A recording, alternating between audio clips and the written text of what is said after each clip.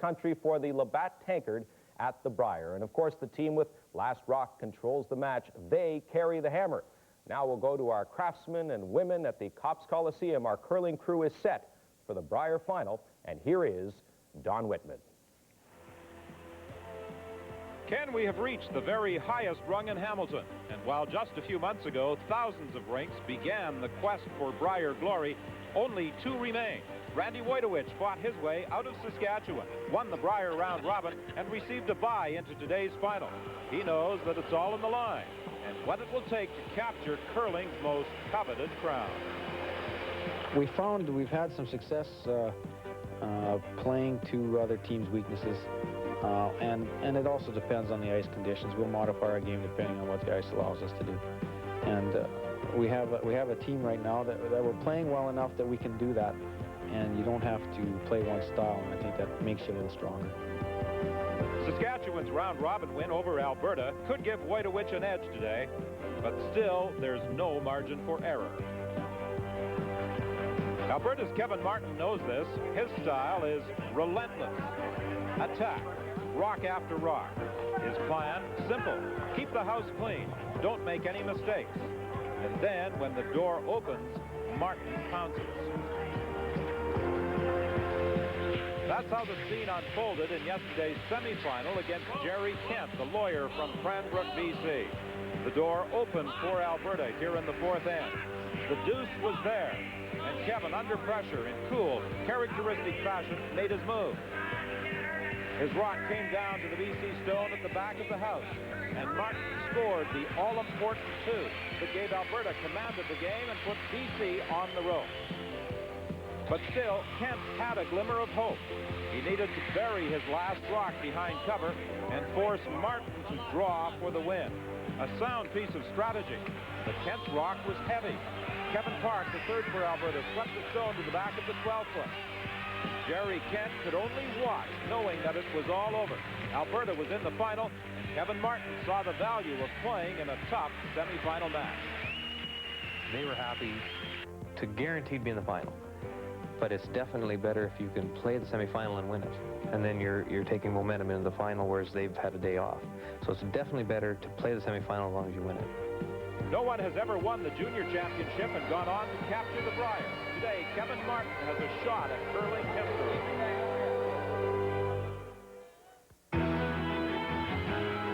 It's shootout time at the Brier in Hamilton, and the two hottest teams in the country are about to settle it all.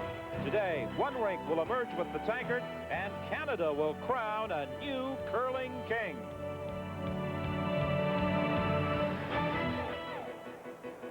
It's the 1991 Labatt Brier Canadian Men's Curling Championship.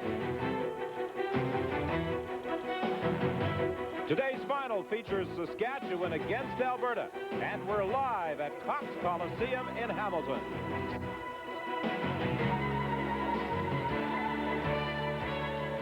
Hi, everybody. I'm Don Whitman, along with two-time world champion Don Duguid. Don, I think today in this match, Saskatchewan against Alberta, last rock advantage on the first end takes on some added importance for Randy Woytowich. I really think it does, Don, because Alberta really shoots the lights out if they get ahead. So it's important, I think, for Saskatchewan to play conservative. I wouldn't be a bit surprised the very first end, maybe, that he does go around some guards to get a couple of points, because he cannot afford to get down against Saskatchewan. Yesterday, we saw an example of what Don was talking about, the defensive mode that Alberta will resort to if they get an edge. They got 2 points up, and they began to blank ends. Well, that's their whole style, Don. They feel that they're very comfortable being one up. They can run everything and win the game. Do you attach any importance to the fact that Saskatchewan won 10-4 in round-robin play? No, I don't think so. That's well early in the week, Don, and this is a different ballgame altogether. This is the final. Let's go down to ice level now and join our confrere from Halifax, Connelly Jones. Thanks a lot, Don. You were talking about the advantage of last rock for Saskatchewan. Well, I was standing next to them when they won the coin toss yesterday, and they were really relieved to have the advantage of last rock in the first end. They know the importance of scoring first on a team like Alberta who peels so well. But one advantage for Alberta that they were talking about that they might have is the fact that yesterday the ice was swinging much more than it had been during the round robin. So that's something that Randy Woytowich wasn't playing under, whereas Kevin Martin was able to get used to those swingier ice conditions. In any event, I'll me down here on the ice throughout the game, keeping my eyes on just how swingy this ice is going to be. Don? Yesterday, we talked about the fact there were 5 regular sets of rocks, and because of the 6 sheets, they brought in an additional set of rocks. The Saskatchewan rink would have preferred to have used those rocks from a club for this game today, but the Canadian Curling Association would not permit the use of those rocks in this game. They said they had to choose the regular Brier rocks to participate with in this championship game. Well, I think there's a little bit more movement to those curling club rocks, Don, so that's why they didn't allow them to use it, and Alberta actually rejected the opportunity to use those rocks. It's interesting, though, that the Saskatchewan rink picked the rocks from sheet E, the red rocks, and, you know, this game becomes rather exacting sometime when it comes down to rocks. They said those rocks seem to win most games during the week. Yeah. Well, if you could see the 5th men, too, out after every game and before every game testing the rocks, they really do put a lot of faith in the rocks. They want to make sure they've got a perfectly matched set. So it's Saskatchewan throwing the red rocks, and it is lead John Grundy going after that Alberta stone that is sitting at the back of the board. Saskatchewan has last rock on this opening end. And interesting, right up the start, Kevin Martin asked his lead to put it in the house, not out in front, because I think he's afraid if he puts it out in front, Randy Woytowich will draw around it. And I happen to agree with him. I think that's exactly what would happen. Don Bartlett, the lead for the Alberta rink. He was the new addition to this squad this year. The other 3, Martin, Park, and Petrick, had been together for the past 2 years. Actually, Petrick was with Martin when they won the Canadian Junior Championship in 1985. And you'll notice a few days' growth on both Don Bartlett and Kevin Park. They're very superstitious, and they don't like to shave during either the provincials and now the Canadian Championships. It's lucky stubble. John Grundy, the oldest curler on the ice, 42 years of age, going after that Alberta stone. Actually, collectively, there's a 36-year age difference between the Saskatchewan and the Alberta rinks. Grundy at 42, the oldest man on the curling ice today. He removes that Alberta stone, and again, Kevin Martin asks for that rock to be placed in the rings from his second, Dan Petrick. And that outturn is running very, very straight on, and if Alberta puts this one out in front, I don't know whether Saskatchewan could draw around it with the outturn. We do know from yesterday's game that it curls about a foot and a half with the in-turn going in towards the center, but the outturn runs very, very straight. You can see it staying almost straight on that line. Just at the end, it'll make a little bit of a move. And you can see the Alberta team brushing it into the house. They don't want it to stop short. They would like to play all their rocks in the rings.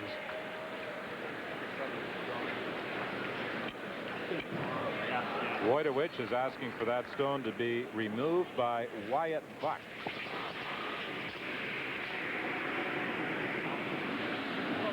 We talked about John Grundy being the oldest member of the Saskatchewan squad.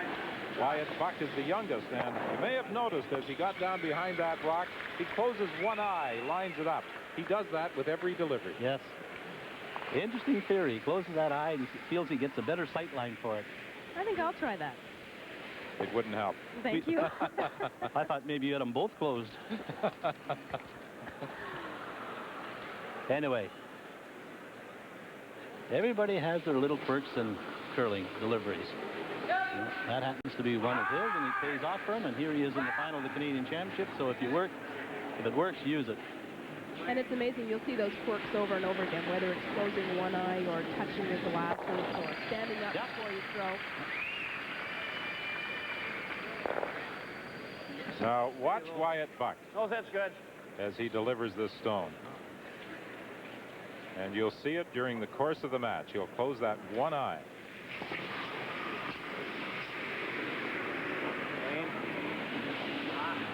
Wayne, he does it after he lets it go. Maybe he thinks he's wide. That way he could go down and skip and say, I was right on the broom. I had my one eye closed. Anyway, fairly accurate, right on the nose, stays right there. Now the opportunity, of course, for Saskatchewan here, Don, if Alberta hits this on the nose, that rock may end up about a foot in front of the rings, and they may go around it. I'm looking for a real cat and mouse situation here for the first 4 or 5 ends. 10-4 was the score in round-robin play, but Saskatchewan scored a big 5 in the 8th end in that game, so the score is really not indicative of the type of match it was. Yes, it was a very tight match during the round robin, and in the 8th end, Martin decided to go after his deuce in a big way, and he got burned by it, but it was a good game up until that point. He was trailing by 1 at that point. All right, this is a good indication. You can see how far that rock is out in front of the house, maybe about a foot. Let's see if Brandy's going to go in. No, he's going to try and hit it and play to the corner. He feels that rock is maybe too close to the rings. Could end up maybe causing him a little bit of trouble later on the end. Brian McCusker is Saskatchewan third. He's going to get a nose hit, maybe just a bit of a roll. He does get that roll. A little bit too far. Doesn't cover just a small portion of the 12-foot on the right-hand side. A little bit too much of a roll. Looked for a moment as though he was going to get a nose hit, but that shooter rolled over to the sideboard. Good indication of how fast the rings and just a little bit outside the rings are moving, because he did almost hit the full rock and still rolled away to the boards. I think, Don, you know, whoever controls the even ends in this curling game could end up to be the winner of this curling game. I mean, it comes down to either the toss of the coin or who has last rock playing the even ends. We have seen in curling over the years how important that coin toss is, and that's why at the Brier they did elect to go to divvying up the coin toss so that you always had last rock in about half your game. Before, you could come to an event like the Brier or the Scott Tournament of Hearts and conceivably never have last rock because it used to always be on a coin flip. That's when the skip chastised the third for flipping the coin. Yeah, you never see skips tossing, by the way, because they don't want to take the blame for it. Kevin Park draws into the 4-foot.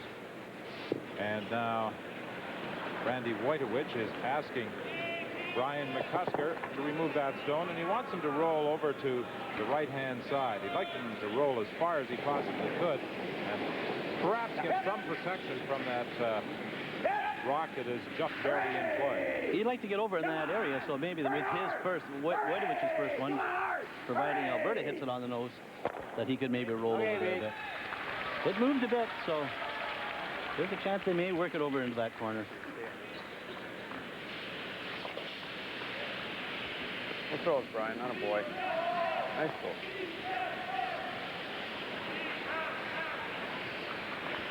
If you were with us yesterday, you'll recall the comments of Kevin Martin, 24 years of age, the skip of this Alberta rink from the Avonare Curling Club.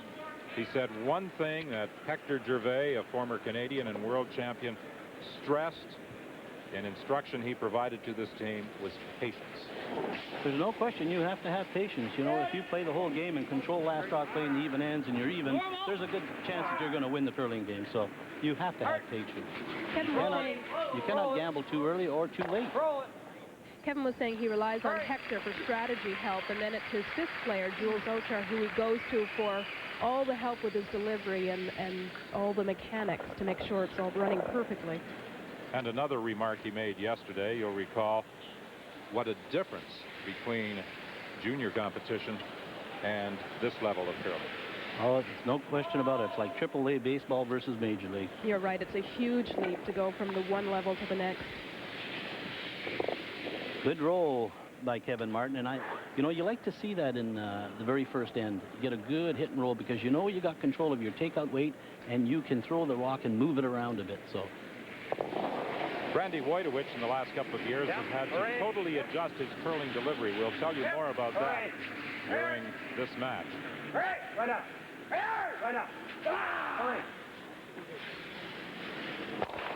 Oh, what a great shot that is. Let me tell you, not much weight, just nice board weight, nice carrying weight. He hit it and moved the rock over a little bit to the edge of the 12-foot. That is the toughest shot in curling. It looks simple, but in the very first end, playing to the outside of those rings, trying to get that nose hit, it's tough. Oh, yeah. Well, because you're throwing the rock across your body into a very small area. And you cannot afford to roll very far, or of course you roll out of the circle, so that's a good shot. Well, Kevin Martin certainly favors the hitting game. Let's see how accurate he is with his final stone. Boy, that rock is floating. Look at it go. Look at it go. It is actually falling out all the way. Oh, and he just touched it. Oh, boy. As you said, what a fine shot that Randy Woytowich did make with his first stone of this end.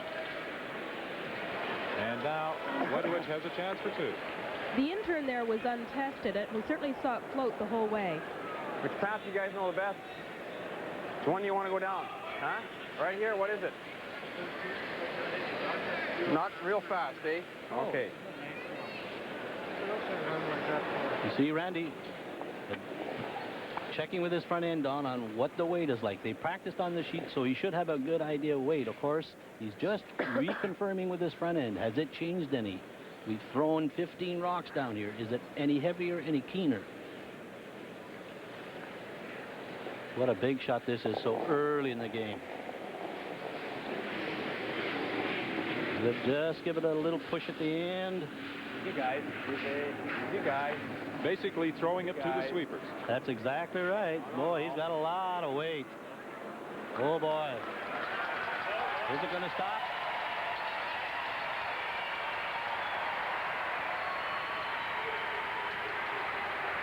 To the back of the 4-foot. The sweepers didn't have to lay a brush to it.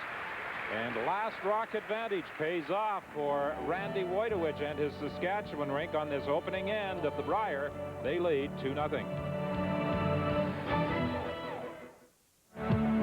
The Labatt Brier on Sports Weekend. Brought to you by Labatt.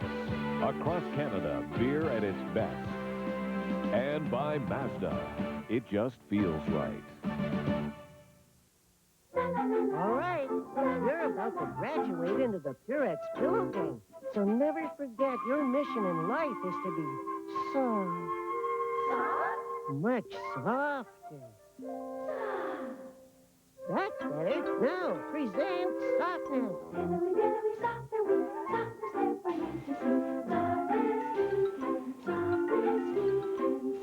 We put hundreds of little pillows in every sheet. It's 2-ply softness, you can see. It's winter. Let the games begin.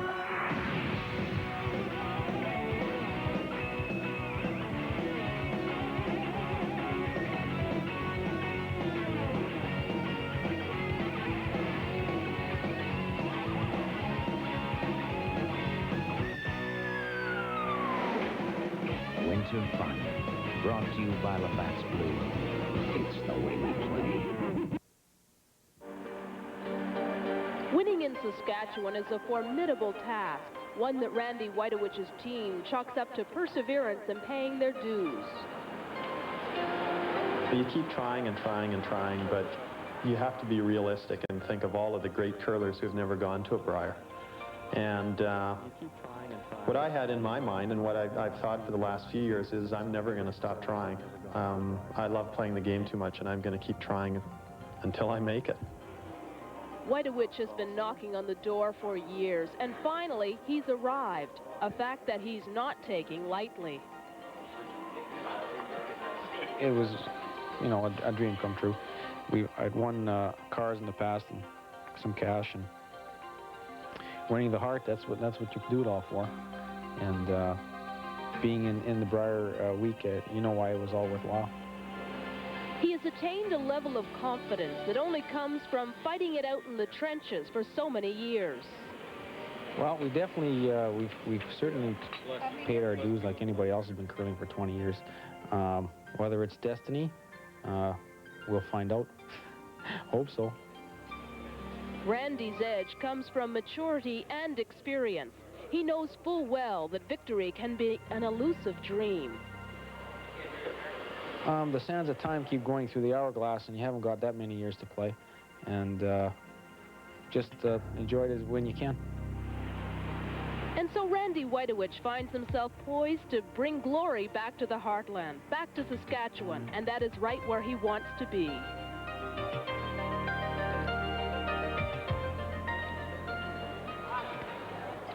And not since the Labatt Tankard was first presented in 1980 when Rick Folk won it has a Saskatchewan rink engraved its name on that cherished trophy. Randy Woytowich hopes to become the second. He leads by a score of 2-0.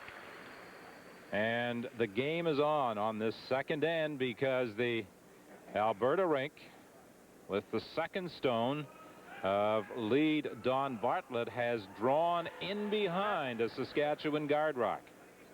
And you see Randy Woytowich doing a lot of house cleaning here, and that's because Kevin Martin uses that corn broom to sweep the rocks into the house, and a lot of debris comes off the corn broom, and that's why he's keeping it clean. Good shot by Don Bartlett behind that guard. Absolutely dead behind it, Don, and Saskatchewan's taking no chance. They're going to try to run their guard back onto the yellow one belonging to Alberta. Of course, it just on the outside doesn't make contact.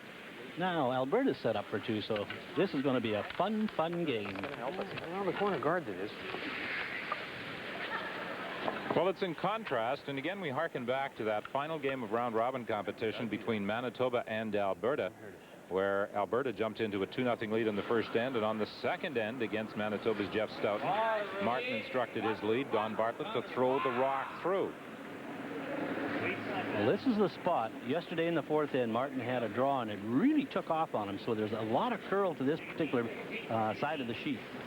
Good area to bury in, although you can see they went well by that guard by at least 2 feet. Made a little bit of a move at the end, and there you see Woytowich out in front. Even as Martin is sweeping his rock back, he's out in front of the house cleaning the area. Is there a chance for two here? He has to hit it very thin. But he would be quite happy just to hit it and maybe roll in front of that one over there on the right-hand side. You know, Woytowich talking about paying their dues and persevering. He won the Canadian Mix back in 1984 and then was runner-up in the Saskatchewan Provincial for the next 2 years. And that's when, after that, he started having knee problems. Pretty much had to reteach himself how to play the game all over again. Oh, now there's a great curling shot. Wyatt Buck closed that one eye, and he had a pretty good sight on what was going to happen at the home end. Well, that was the danger, of course, of the Alberta rock slipping behind the tee line. You know, we've talked about that a lot when you're trying to score points, is to not put them behind the tee line, and gets them in a little bit of trouble here. But now Alberta is going to ignore it, Don, and he's just going to put one on the top of the 12-foot. But preferably in around the corner guard. Martin reacted a little indignantly, and justifiably so, when it was suggested that he was strictly a hitting team. He has proven during the course of the week that he can play any type of game, but he does have a preference for the hitting style. Well, you're right. He can play any type of game. Any way you want to play it, he's quite capable of playing. So the rap at him being nothing but a takeout team is wrong. Well, once you reach this level, you obviously have to have both kinds of games going for you. You have to be able to play draw, and you have to be able to play hit. How much you got, Brian? Half. A little more. Okay. First one has to be. What are you getting for time, sir? 13? You see them always checking. What are you getting for time down there? A little bit heavier, a little bit keener? A little bit heavier over there? Whoa! Clean. Off. He wants to hit this one thin. He's maybe going to come onto his own. Okay. Oh, and ends up lying, too. That's a great shot. Of course, now, Alberta, Don, can hit that one, make the double, and roll in behind the corner guard. So normal. The red-handled stone sitting in the 4-foot, the Saskatchewan shot rock. Saskatchewan leading by a score of 2-0 in this 91 Labatt Brier final here at the Cops Coliseum in Hamilton. You can see the way they're sitting, Don, and that's the view from the other end. If he hits 3/4 of the rock on the high side, he'll make the double and roll in behind cover, and then they will really have a good end started here. That's the view from 146 feet away. Quiet. Yep. Yep. Hurry. Hurry. Quick. Hard. I don't think he's going to hit it on the high side. He's very close. Oh. Alberta now lies 1 as Kevin Park removes that Saskatchewan shot rock. Good stone. That doesn't hurt enough. It's about a nose, eh? Yeah. Still normal? Okay, for Saskatchewan, Don, they have to come down here and hit this one and hope that they hit this one real thin back here, but the more importantly is to roll or shoot her over in that area there. So while the double is important, I think separation is also very important for their 2 rocks. That's the task assigned Saskatchewan third Brian McCusker. Oh, he drives it back onto his own. Boy. That's the side you could not afford to hit it on. So now Alberta lies 2. And Martin wants a stone just at the top of the 8-foot, providing cover for those 2 rocks at the back of the 8. You'd also like it to come in for a third shot. Yeah, well, didn't throw it too bad, but I just think you threw it too bad. Again, we saw yesterday how that was moving a lot on that outturned side, and Randy not having the advantage of playing on this ice yesterday, except for in practice. 13.5. The key for Alberta, Don, is they must pull this rock into the 8-foot. They cannot afford to leave it out in front of the rings, because if they do, those 2 sitting at the back, Randy Woytowich will simply come around the one that they stop short and freeze to those ones at the back. So he has to pull this one into the 8-foot. Hopefully protecting the pocket of the 2 they have at the back 8. Way on the other side of the line, guys. Bring it in. Top 8. You hear him yelling, top 8. Come on. Fight the 8. All right, all right. Whoa. Ah, there. Get off, Donnie. Just fight the 8. Fight the 8. Come on. Good shot. Good shot. Maybe a little bit too close to the center line, Don, but a perfect shot because it's biting the 8. They're now lying 3. You don't want to try this, eh? You could. With an outside, no? No. With an in? With an in, sure. It's not going to go very hard. Their chances of making anything with that are pretty slim, aren't they? Yeah. Let's go here. Okay. Normal? Yeah.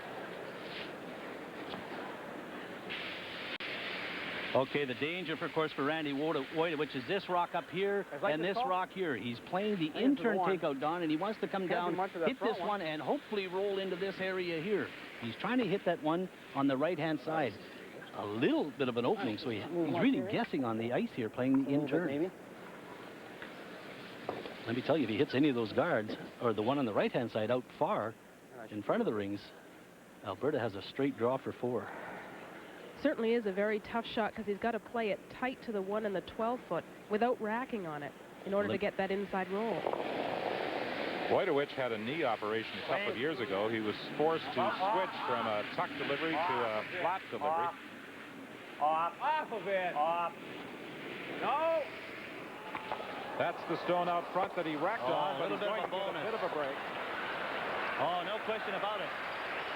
That is a big, big break for Saskatchewan, Don, because if he hits that rock a little bit thicker, he just spins out of the rings, and Alberta has a free draw for 4. And I'm not too sure whether he didn't roll in for second shot. Huh? Just kind of went out, didn't it? You were by the guard at one time, and then it just backed right into it again.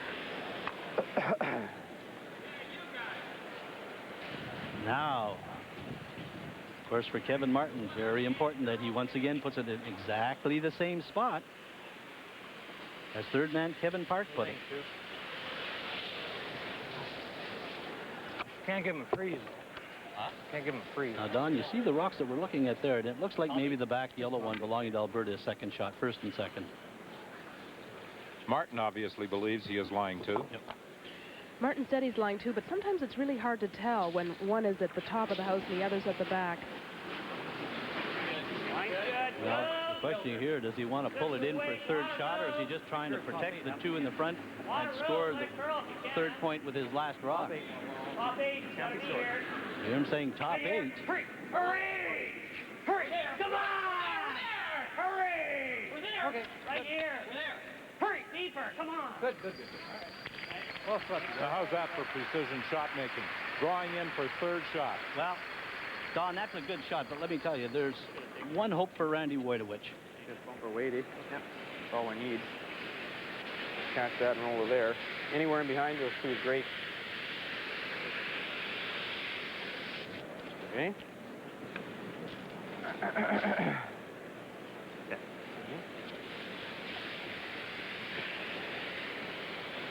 Even a nose isn't bad, you know. Yeah. I'll say, Randy, the nose is perfect, because if he hits it on the nose, Don, he stops right there. And how does he get it by that other one? So that's a good shot right there. If he can put that rock right in that position, he's going to drive it onto those two. He'll be lying shot frozen against one of the Alberta rocks. I don't think so. The key is this is such a dangerous Indian. Look at the brush he's taking. He's right beside the rock. And you heard them say that you were on the, you were by the guard at one time, then it floated into it. So a very, very tricky spot here.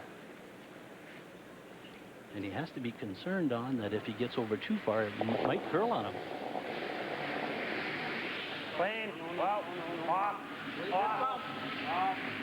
Clean. Clean. Wow. Clean. Clean. Well, off. Off. Off. Off. Okay. Oh, pretty good shot. It's just, you know, unfortunate. They should have maybe swept it all the way to hit it more dead on, Don, and he would have been frozen against it. Should have been sweeping that. Yeah. There's no question about that, Randy, because if you sweep it, you hit it right on the nose and don't give him the angle. Yeah, I know. No, it's great. I want him to keep cleaning it right in. See, because now Kevin Martin has an opportunity to pick that one out, Don, but if it's dead frozen, how does he get it out of there? Can't get it out. And another accurate call from our former two-time world champion. Well, you know, it's easy to sit up here and say it's sweet, but, you know, maybe he's playing to get the perfect roll behind the one in the center line. I mean, there's a decision time.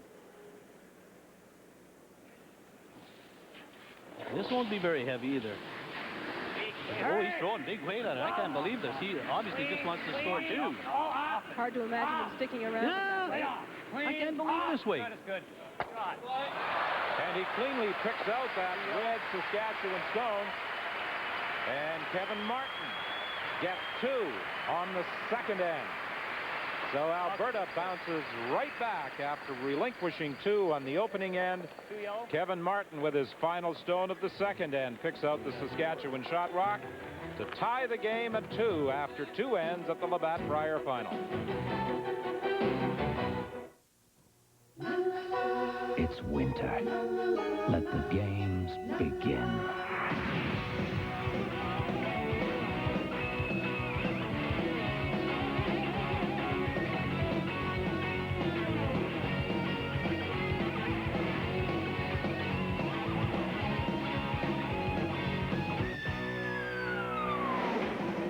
Winter fun, brought to you by Labatt's Blue. It's the way we play. Right now, Mazda has some special values under wrap. Ooh.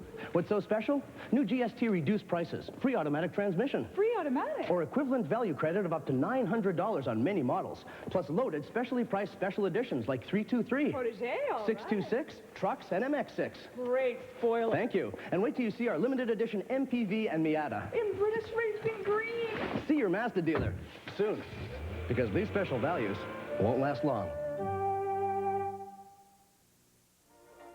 In 1985, at the National Juniors, Kevin Martin served notice. The West had a hot young shooter, and now he's ready to fulfill his destiny. Well, when we won the Canadian Junior, we were juniors. So at that time, that was the biggest thing there could be. But now that that's over with, obviously this is the biggest thing there is, in, as far as I'm concerned, in curling. So it means a lot more. But at the time we won the Canadian Junior, obviously that was the biggest thing there was. Now Kevin is on the verge of the biggest victory of his life, and the level of confidence exuded by this outstanding young skip is very impressive. We've knocked down 70,000. It's a one-game situation. You know, we've knocked down 70,000 curlers to 4 that we have to beat, and that's got to feel good. And the last time we played them, we definitely had control of the game for the first 6 ends. They've had a day to worry and and to get in their mind all kinds of neat things. And all we could worry about was today's game and to really dig in deep and win today's game. So we have no time to worry about anything. We just got to keep on giving her. And whereas they have lots of time to worry about things. So it's, you know, I think that definitely things are looking in our favor right now. Martin is well aware of his shot-making ability, and he knows that it will be crucial to keep the pressure on Randy Woytowich.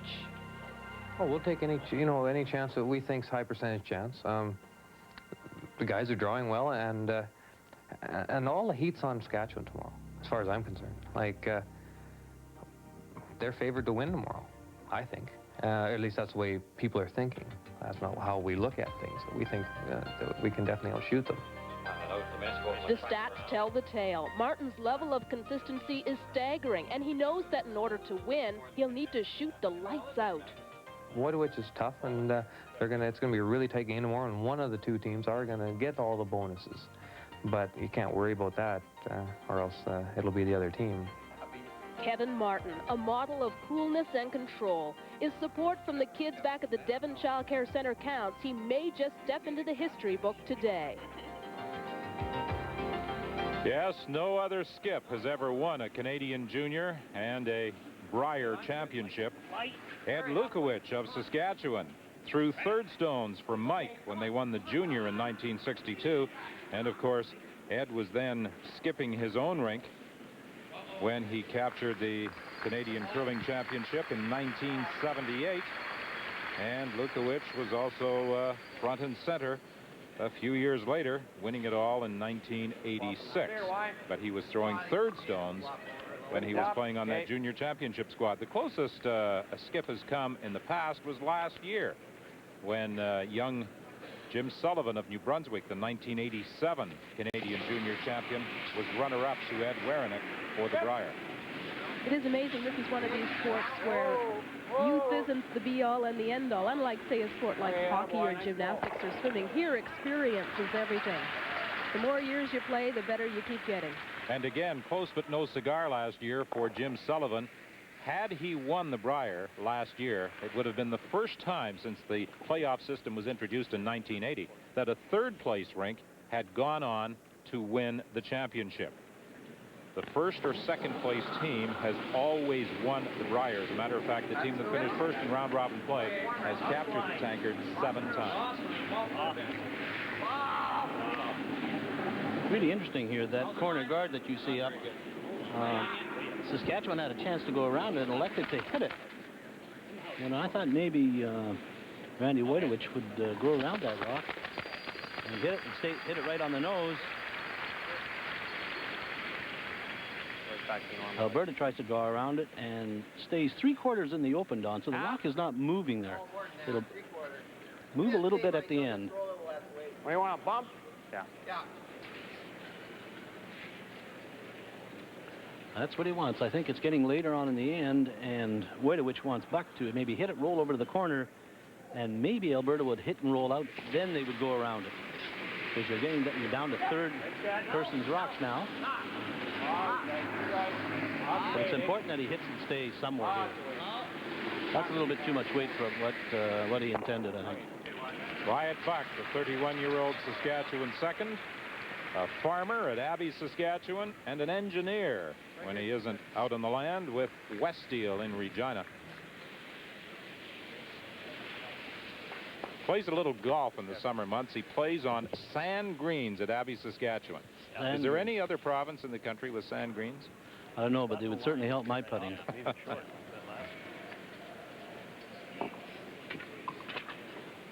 Interesting, 4 points scored in 2 ends in this game.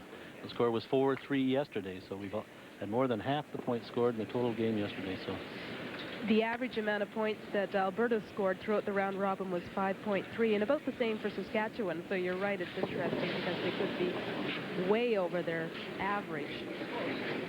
But that is going to make for a much more entertaining game, particularly for the spectators here at the Cops Coliseum. No, don't touch it. Don't touch it, Don. Leave it short. There were shouts of boring yesterday when Alberta resorted to the hitting game. Very nice. But as Kevin Martin said, he's winning with it, and he's going to stick with it. Well, winning the Brier is the ultimate prize. You heard Randy Woytowich say winning cash spiels and car spiels really doesn't mean anything in comparison to the Brier, and he has won car spiels in the past, 2 of them as a matter of fact, Vernon in 1985 and Nipawin in 1986. Brian McCusker spent 4 months in Australia, didn't get back until November, so he did offer this team the chance to step down from the team if the team thought it was going to affect play, but the team really wanted him back at third, and so they waited till he came back from down under in mid-November. Well, of course, Randy Woytowich is certainly familiar with what Brian McCusker can do on a sheet of curling ice because they were together along with Kathy Fallman and Jan Betker in winning the 1984 Canadian Mixed Championship. Amazing the number of skips at this year's championships that were former Canadian mixed champs. There was Rick Lang and Robert Campbell and Jeff Stoughton from Manitoba, along with Woytowich. Speaking of Jeff Stoughton, he's going to be representing Manitoba again this year at the Canadian Mixed. Good team. Good curler, Jeff Stoughton. You know, he went through the provincial playoff undefeated and the mixed playoff undefeated in Manitoba. And let me tell you, that is a tremendous feat for any curler. Martin trying to get in behind that long guard. Well, he's off the path a bit. Now it's going to start the curling. Where is it going to stop? That's the critical part. That's a gorgeous curling shot. That's pretty. What a nice shot. I mean, that looks fairly simple, but let me tell you, there is a spot down there that if you get a fraction wide, it will not curl like his first one. So trying to get that rock in that position is almost very difficult to get into. Maybe an And he threw it just perfect. Play heavy draw. That's all. Just try to move it back a little. I don't know whether you can move this one. He drew there with that weight. So now you see Woytowich putting the brush right on the center line. You throw any kind of weight, that rock will not move there until the very, very end. The sweepers are leaving this stone alone. Now it's starting to move a little bit. No. We got to move hard here. Get on that. He tapped it back to become shot, but the stone just delivered by Brian McCusker, the Saskatchewan third, is fully exposed. That was perfect weight on that. He asked for heavy draw, and that's exactly what he delivered. The only difficulty for Saskatchewan here is that Alberta can hit and roll behind that corner guard.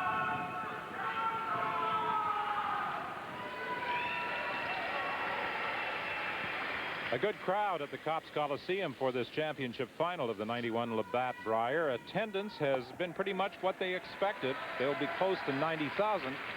And remember, they have had one less draw per day than at other Briers because there has been no morning draw.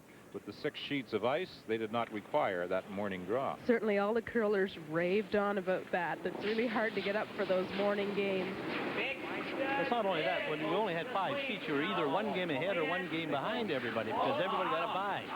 So this way, everybody starts out. They all get the same amount of wins and or losses. However, it's back to morning draws next year in Regina because they can only accommodate 5 sheets of curling ice.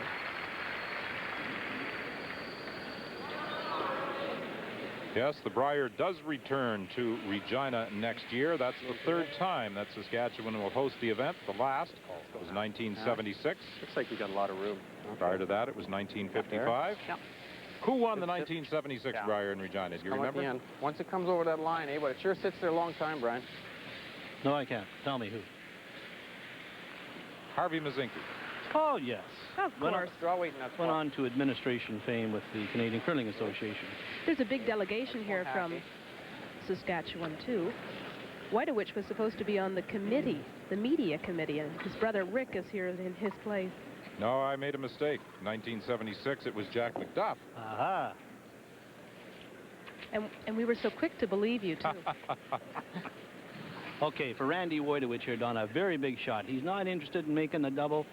He wants to get a little bit of an inside roll behind cover, more than anything. If he gets the inside roll, he's going to score 2, or has a good chance of scoring 2. Hooray! Boy, that rock is taking off on him.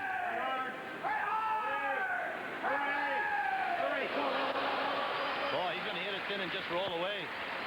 They better get on that back yellow one. Oh. I think just maybe just a fraction too quiet. We'll talk maybe, eh? Not cold, eh? Right here. He even knows it's real bad. Okay, he just got no double. Larry. There, see. Yeah, roll it in. We get 3/4. This thing's gonna be right here. Yeah. Get that big thing out of there. Don't need that for sure. Okay, for Alberta, Don, what he's looking at, you heard him say, if I hit 3/4, I may come over here and roll off this one and get into that area there. Now, let me tell you, another great shot would be right into this area here around the corner guard. If he could place that rock there, there's a good chance that he may steal too. This is kind of a conservative call on Kevin Martin's part, but I think, Don, he feels he can hit 3/4 of that rock, roll over, come off his own, and maybe spin in behind that corner guard. And remember the in-turn from the first end? How it floated out on him? Off, off, right off. See, this is a very conservative call. Never. Don't touch it. Don't touch it. Okay. Okay, decision time now for Randy Woytowich. Tricky spot. Boy, that's a tricky spot. That one's pretty good. How much we got? I don't like it, I'll tell you. It's a tricky spot. We haven't really played there. What's that? More than all. Got more than all, he says. Oh, geez, we just have to play another hack or bumper again, you know? Yeah. It's either that or draw the 4-foot. He put both his back a little, didn't he? Yeah. Not going to move much, this sucker, Brian. Go bump? No, not even, I don't think. It's going to be a little heavier out there. Okay, you heard a remark that Randy Woytowich said. He put it back a bit, and he's referring to Kevin Martin. Is it? Why? He threw it at the rock and then just kind of moved his hand a bit, and outward motion with the curling rock. So you have to be aware how the other skip throws it all the time. Jeez, I'm thinking just not even hack. And then you heard Brian McCusker say to Randy, it's a little bit heavy out here, Randy.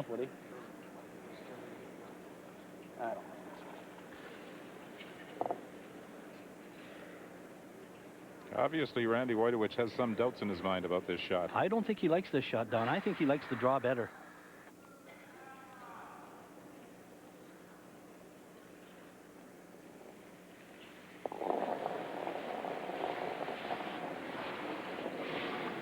He says, whoa, boy.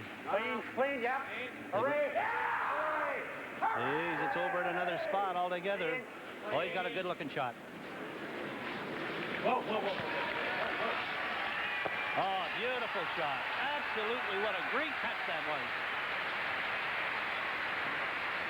So Randy Woytowich of Saskatchewan with the final stone of end number 3 picks up a single point to again take the lead in this 1991 Labatt Brier final. The score after 3 ends is Saskatchewan 3, Alberta 2. You're watching the Labatt Brier live on Sports Weekend.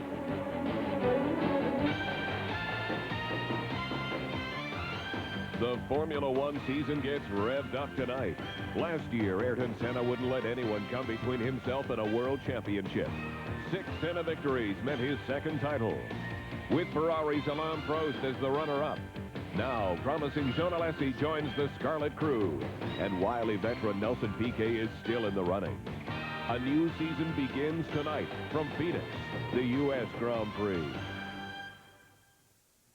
Right now, Mazda has some special values under wrap. Ooh. What's so special? New GST reduced prices, free automatic transmission. Free automatic? Or equivalent value credit of up to $900 on many models. Plus loaded, specially priced special editions like 323, Protégé, all 626, right. trucks, and MX6. Great spoiler. Thank you. And wait till you see our limited edition MPV and Miata. In British Racing Green. See your Mazda dealer soon. Because these special values won't last long. BBC Hammer, rap star and Pepsi drinker. Well, today, we secretly replaced his Pepsi with Coke. Let's see what happens. Feelings, nothing more than feelings. Hammer! Proper.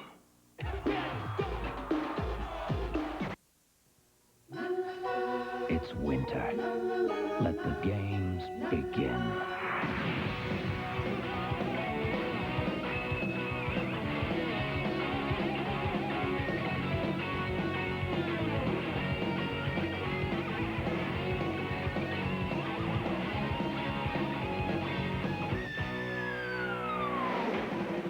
Winter fun. Brought to you by Labatt's Blue. It's the way we play.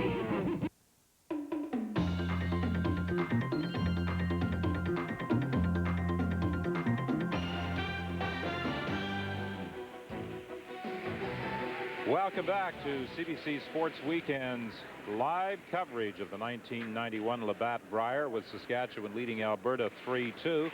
Saskatchewan with 2 in the first, Alberta coming right back with a pair in the second. Saskatchewan forced to take a point in the third.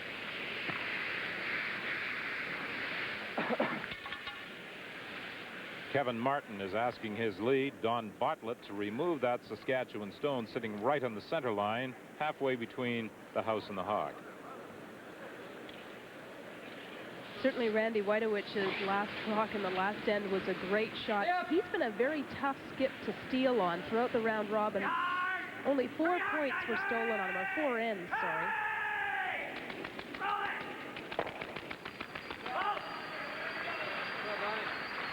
Bartlett removes that Saskatchewan stone, and the shooter rolls over beside the other Alberta rock. Bartlett is a postal clerk at Postal Station L in Edmonton. Same place, eh? Well, they've got the corner guards they want up, Don. There's 2 over there protecting part of the 8-foot. And, of course, Randy Woytowich is trying to take the play away from that particular side because he knows that's trouble, and he's throwing up center guards. And, of course, what he's hoping for, Saskatchewan, of course, is that Alberta hits their rock on the nose, and then you go around and play in the center. Take a walk. When you have last rock, you play to the corners where it can't cause you any problems. And when you do not have last rock, you play in towards the center to protect the 4-foot area. That's where you should steal points. Now, here's an interesting call. You say it's a little bit off the center line. Almost a center guard, maybe not quite. It'd be interesting to see whether Kevin Martin of Alberta would go around it, but he's obviously decided to run it off. He's hoping to get a little action off of those yellow rocks and maybe spin one of them into the rings, too. Well, if he hits, you know, about a quarter of that rock, he may hit the top yellow one, and his shooter could spin into the rings. Those are always great circus shots. Dan Petrick, a 4th-year business student at the University of Alberta. Hurry! Hurry! Hurry! Hurry! Great He's going shot. to spin into the rings. There you go. That's how easy it is.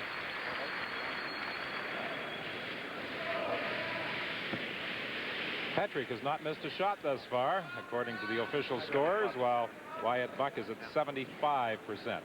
Well, I think Petrick would get bonus points for that one, wouldn't he? Oh, no question. Because now they're playing in the rings and they're playing in the corner. Look at this. You see how he hits it just about center and spins it in. Look how alert Martin is. Bringing that rock in. That's a great curling shot. All of Petrick's fellow University of Alberta students in 3rd MAC, the residents on the U of A campus, will be applauding that one. And now for Saskatchewan, Don, they want to hit and roll more towards the center. They don't want to stay right there where those corner guards are. He gets a bit of a roll into the 8-foot.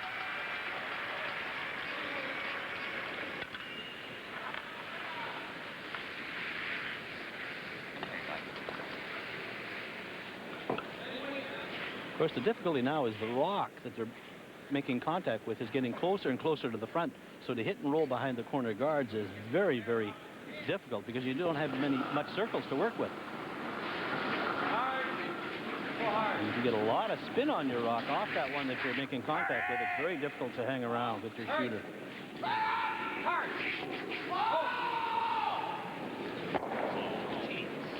It's going to roll a little too far. It touches the sideboards, out of play. I think they felt they had that one, Don. The rock just maybe took a fall back a bit, and he didn't hit quite enough of it. Harken back to Randy Woytowich's shot 2 ends ago when he caught the front and wound up getting a little bit lucky, but his hung there almost too. floated back, eh? Could just throw it in the 4-foot. I like this. They're going to go around, sure. Okay, get it tight.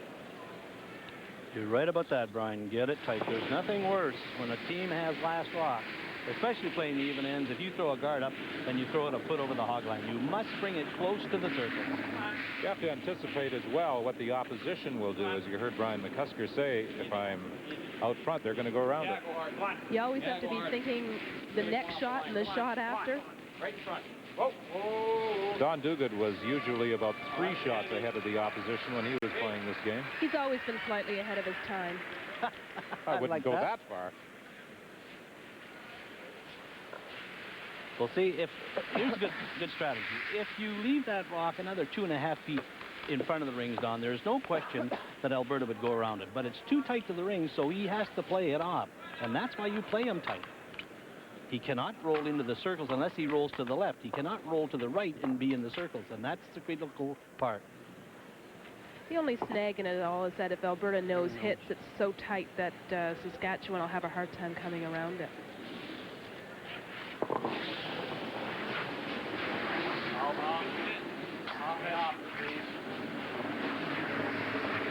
Unless they hit it on the inside, not the outside. However, for Kevin Park, it is an outside hit. He rolls over on the right-hand side of the sheet. 3 stones in play, all belonging to Alberta, all out in front of the rings. Now I think I'd put it right in the side of the 4-foot. Your third man's last rock. I don't think you throw up another guard. They may go around it. So I think you have to play it in the rings. And that's what Randy Woytowich is going to do. I can go about the same way. See, what Woytowich's thought here, Don, is he puts it in the rings. Alberta hits it. They hit it. Maybe Alberta will roll out. Then Randy Woytowich would go around the corner guards and force Alberta to take one or maybe steal a point. Saskatchewan leads by a score of 3-2 playing this 4th end.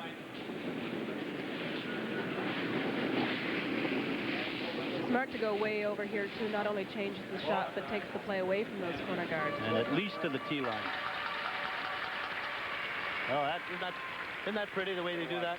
That is right on the tee line, exactly where Randy Woytowich tapped his brush. And what it goes. Usually that first one went. I think it just went as soon as it hit the chaff at the hog line, really. It's still even going. I just shouldn't have gone like that. Not quite that hard. Why it went? It's funny because Johnny's really putting it back a little bit. They're almost straight.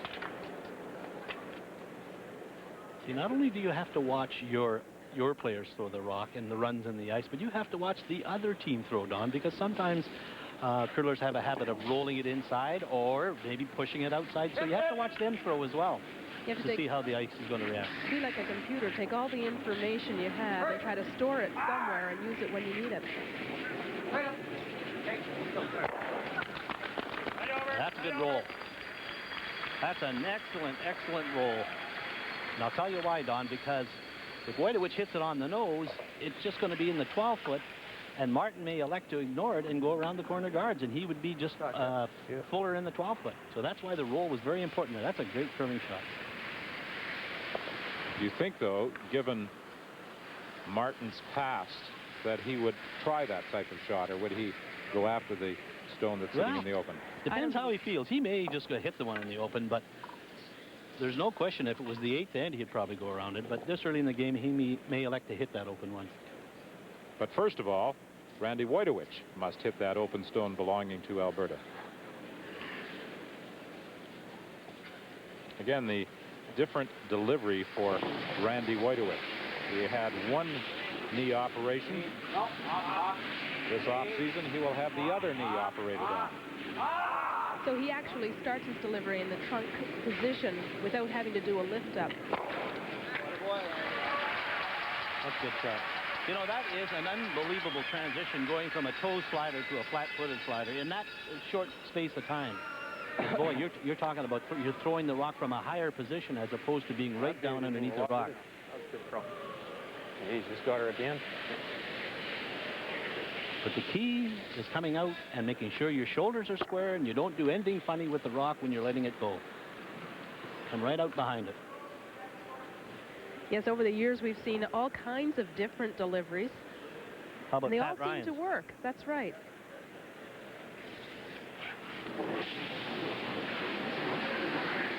And Martin with a no backswing is considered it's a new approach to a curling delivery, but one that is working so successfully for him and others that are using. Oh, look at this nice roll. That's a good shot. He takes the play over to the right-hand side of the 12-foot. Now, this is how great these curlers are. This rock started on the right-hand side, top 8-foot. They hit and rolled way over to the corner to the left in the 12-foot. Then Woytowich hit and rolled to the 8-foot, and now the Alberta skip came along, hit, and he's rolled to the back 12-foot. So they move that rock around all the time, and that's how precise they are. In a series of 5 shots, they have moved from right to left and back again. That's right. 4 different positions.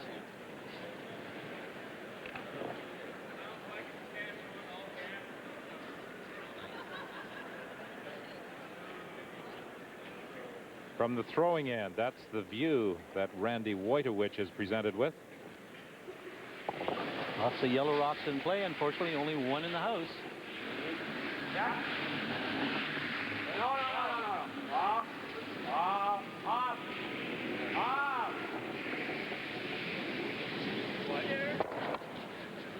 And this will be a throw through for Kevin Martin.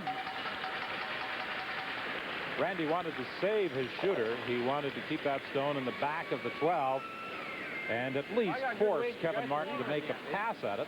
Always the possibility that he would get a nose hit and pick up a single point with last rock. Of course, with last rock, every rink tries to get 2 Not with at that least. hard. Nah. Anyway, that's how mine did that too. The end didn't curl hard. Yeah, sat there, right there, eh? I think so, guys, don't you?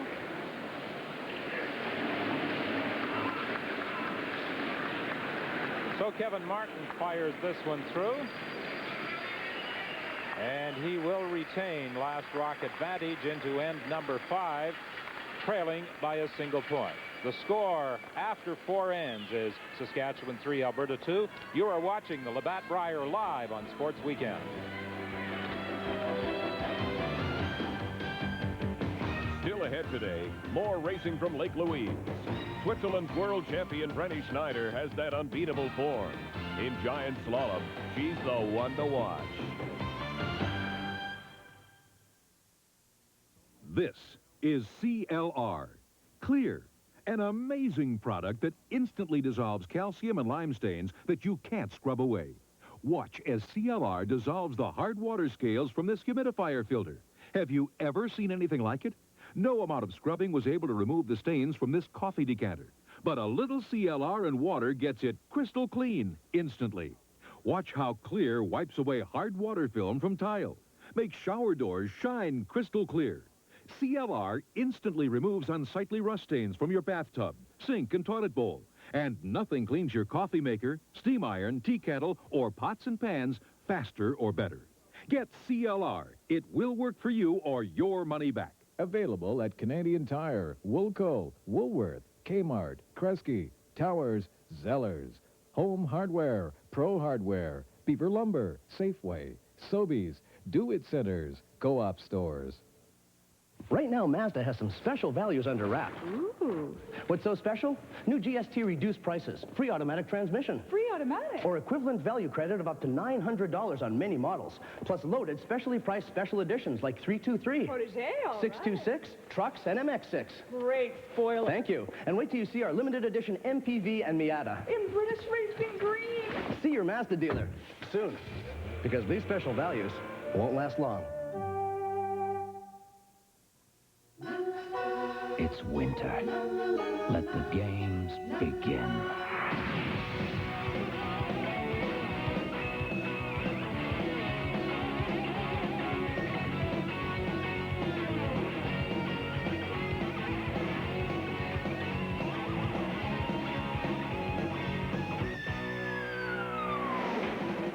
Winter Final. Brought to you by Labatt's Blue. It's the way we play. That's where we'll be next year, the 92 Labatt Brier in Regina. Right now, we're at the Coliseum in Hamilton as Saskatchewan plays Alberta in the 91 Labatt Brier final, leading by a score of 3-2. Alberta with last rock advantage on this fifth end after blanking end number 4. It'll be a great show in Regina, too. Folks in Saskatchewan sure love their curling, and they support it so well.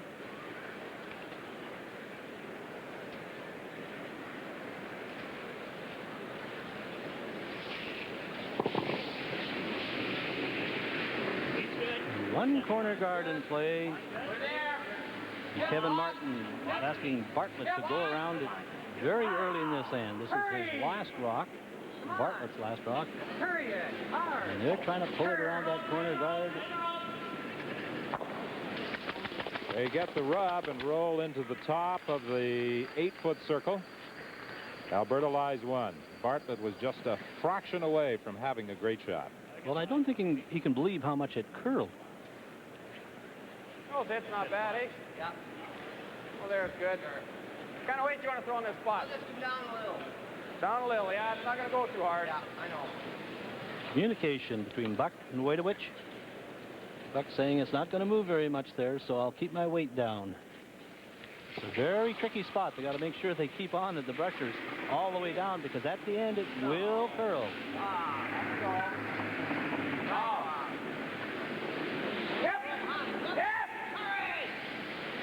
He's going to get a roll. Will he roll behind cover? No, not quite far enough. Well, once again, sweeping, Don. If they had to burst that all the way, they would have rolled completely behind that corner guard. Of course, it's hard to judge the sweeping sometimes when 1 second you're playing the nose hit, and then the next second you say, boy, we can get the roll over. It is so difficult. And normally, when a rock starts to make a move, it's very difficult to pick up the sweeping and hold it straight. Exactly. As you can see Kevin Martin holding that broom right on the edge of the Saskatchewan rock. They know it runs very, very straight down there.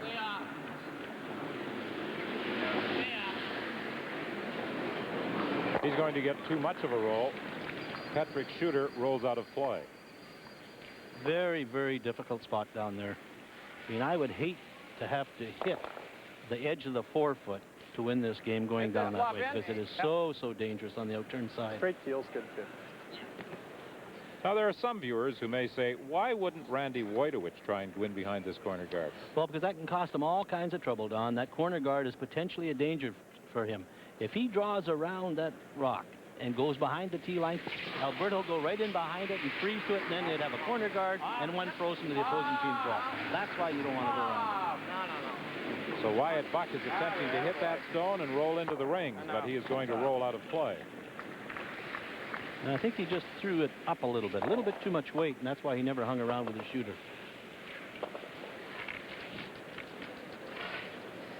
Another of his off-season activities is bow hunting. He was telling me he goes after deer and antelope, and there are plenty of them down in that Abbey, Saskatchewan area, apparently. Bow hunting. The curling schedules these guys put in, I'm surprised they just don't want to kick back and relax when they've got free time. Maybe that's why he closes that eye all the time. He's used to sighting along that bow when he's out hunting. You could be absolutely correct on that.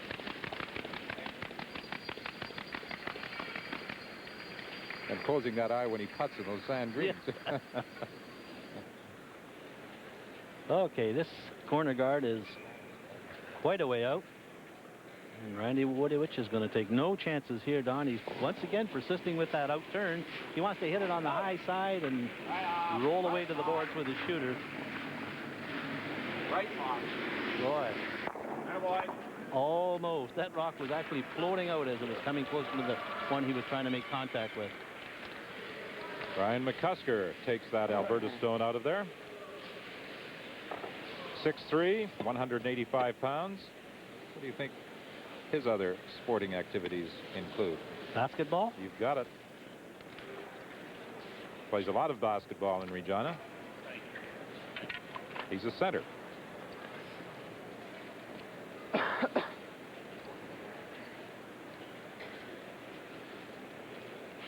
Good call by Kevin Martin here, Don. He's throwing up about 3 corner guards on the right-hand side of the sheet. Now he's going over to the other side, hoping maybe that Brian McCusker might hit it on the nose. Changing up the shots for McCusker. He threw the out-turn on the right-hand side. Now he's going to maybe be forced to either throw an out-turn or an in-turn on the other side of the sheet. This rock looks to me like it's going to be very, very close to the rings.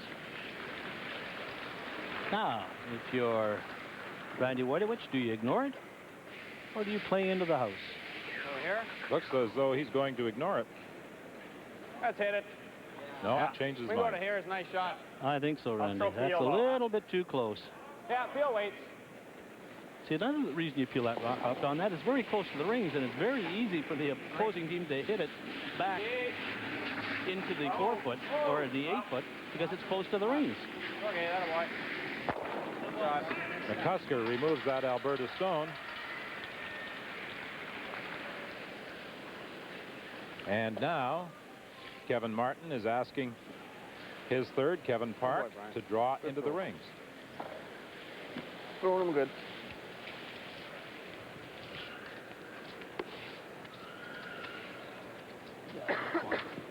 Kevin Martin in 1985 won the Canadian Junior Men's Championship. In St. John's, Newfoundland, he beat the local hope, Kent Scales. In '86, he lost the World Junior Championship. That was played in Dartmouth, Nova Scotia. 5-4 to David Aitken of Scotland. Stay off. Off.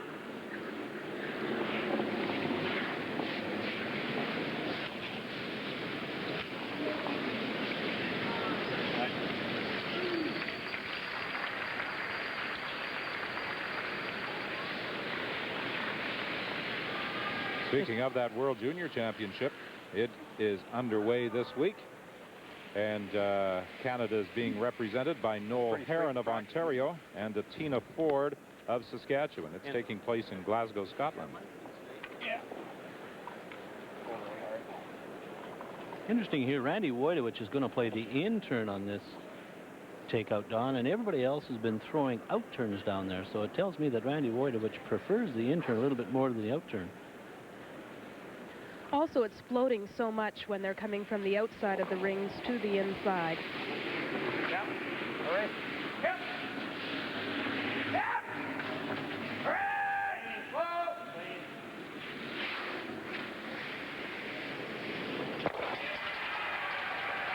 Saskatchewan lies one. Kevin Martin wastes very little time positioning his brush beside that Saskatchewan stone. So Randy Woytowich has got really good control of his curling rock, Don. He is very, very exacting on the broom, and he always seems to throw the same weight. To me, that's a good sign that he has really got control of his game right now. He certainly has had control of it all week, playing 85% for the week, which is outstanding for a skip, and he was named the All-Star skip, too.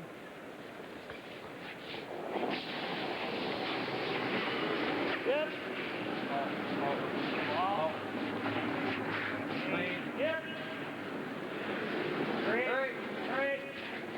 Going. Alberta lies one. Now he's going to go to the out-turn.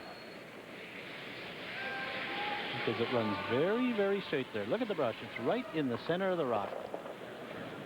We talked earlier about the adjustment that Woytowich had to make in his delivery because of that knee operation. From a tuck to a flat delivery. How difficult would it have been for you to adjust your delivery style? Well, I throw flat foot now, but I don't curl that many games in a year. And one thing I do notice that I'm far, far more accurate on a takeout with a tuck delivery than I am with a flat foot. I'm up a little bit too high. So, you know, Eddie Wernick throws it the same. He doesn't throw big weight. So if you're a flat-footed hitter, I think it's to an advantage to draw, but in takeouts, I think a tuck is better. No, just plain. But if you're an Ed Wernick, you know, you throw the same weight all the time, like Randy Woytowich. They don't throw big takeout weight. That's about as hard as you'll see Woytowich throw it. And if you throw that kind of weight, you control it better, or control your delivery better. Well, Martin obviously would love to roll out here and keep the advantage of last rock in the 6th end. Well, that's right. For our viewers, you know, this looks like a fairly simple shot. But let me tell you, if he hits and stays here, that means that Saskatchewan has control of the game, having last rock in the sixth. It looks very, very simple, but it is important for Martin to hit and roll out here. He likes to control his game. Clean. And he's going to corner that Saskatchewan rock and roll the shooter out of play. So we have a second consecutive blank end here at the 1991 Labatt Brier final. Saskatchewan leading Alberta by a score of 3-2 as they move out to clean the ice at the midpoint of this championship game. It's winter. Let the games begin.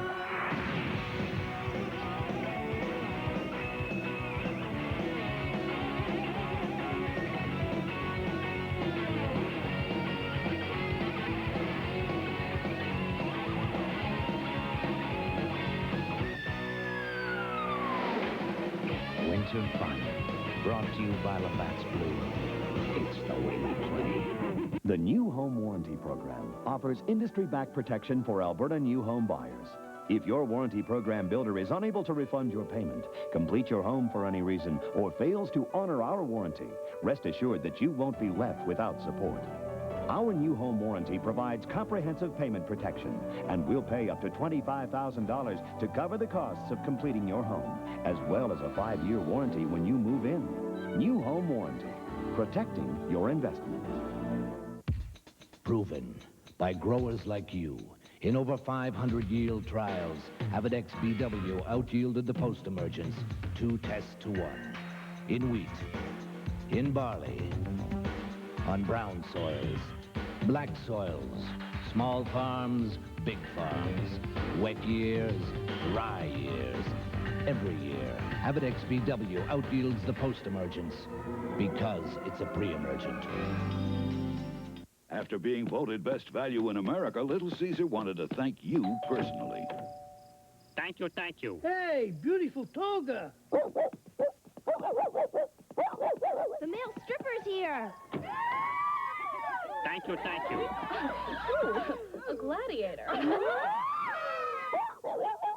From Little Caesars, 2 pizzas with 90% more pepperoni and free crazy bread, all for $10.99. Thank you, thank you.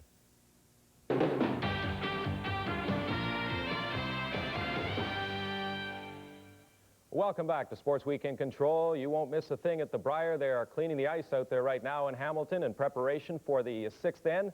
Still to come, we're going to Lake Louise. Here's Scott Oak and Curry Chapman. All right, Ken, and yesterday was one of those dream days here at Lake Louise, but today we've got a reminder that spring may not be here yet, that in the form of a snowfall. But Curry, thankfully, not heavy enough to force postponement of the Husky Giant Slalom.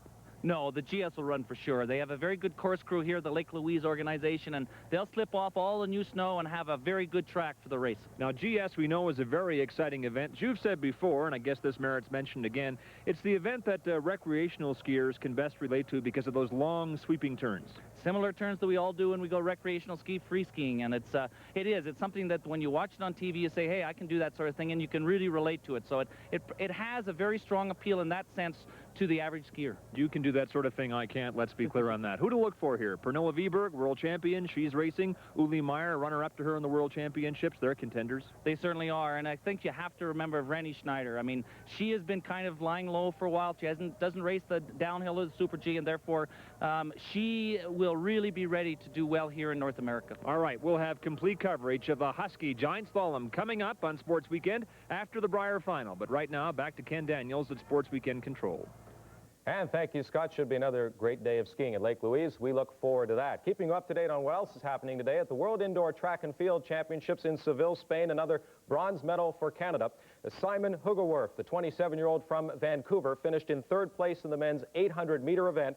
Follows up on Paul Ehring, the Olympic star from Kenya, won the event. Thomas de Cesare of Spain finished in 2nd place. And, of course, Hugerwerf's bronze medal goes along with Mark McCoy's bronze in the 60-meter hurdles yesterday. As for Charmaine Crooks, she finished 5th in the women's 800-meter event. One hockey game in the NHL this afternoon, the New Jersey Devils take on the Jets in Winnipeg. We will keep you updated. Right now, though, sixth end action still to come at the Brier as we take you back to Cops Coliseum.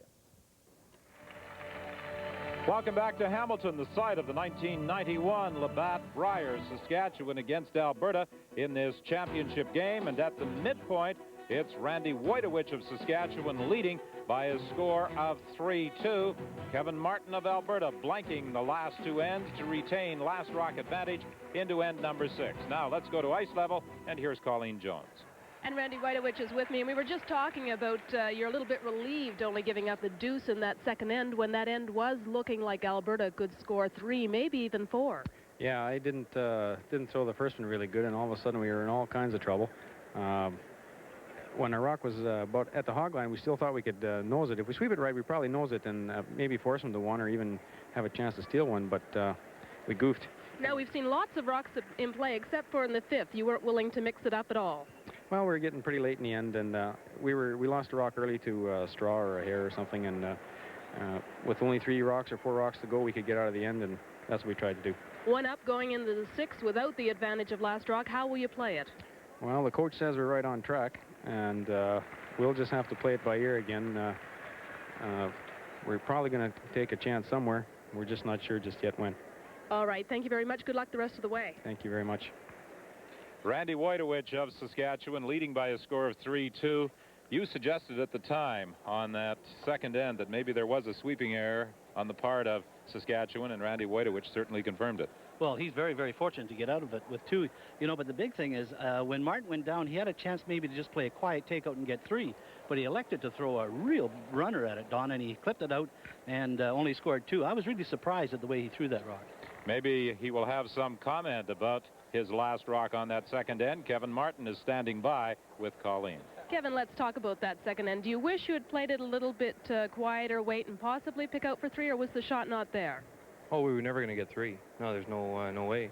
I had to hit about a half to get it by our back one, and I could only roll about 8 inches to get 3. So I was not going to take any chances. That's tricky, that spot there, and feeling it out was automatic too. So we were happy to get a 2 right back again. Good rally back in that second end, because you were looking like 3, maybe even 4. Yeah, if mine curls over another maybe 2-3 inches and makes it tight for his intern, we're looking pretty good. But it hung a little bit, and he just about made a really good shot, but that's the way it goes. Well, now you were trying to mix it up there on the 5th end. Randy wasn't willing to do it with you, though. How will you play it now? You've still got last rock down 1. Yeah, we're looking good. 1 down with it. We were in that position many times so far this year, and we'll just wait for a chance, and hopefully we capitalize when it comes. Is the ice true to form to what it was running yesterday? About the same?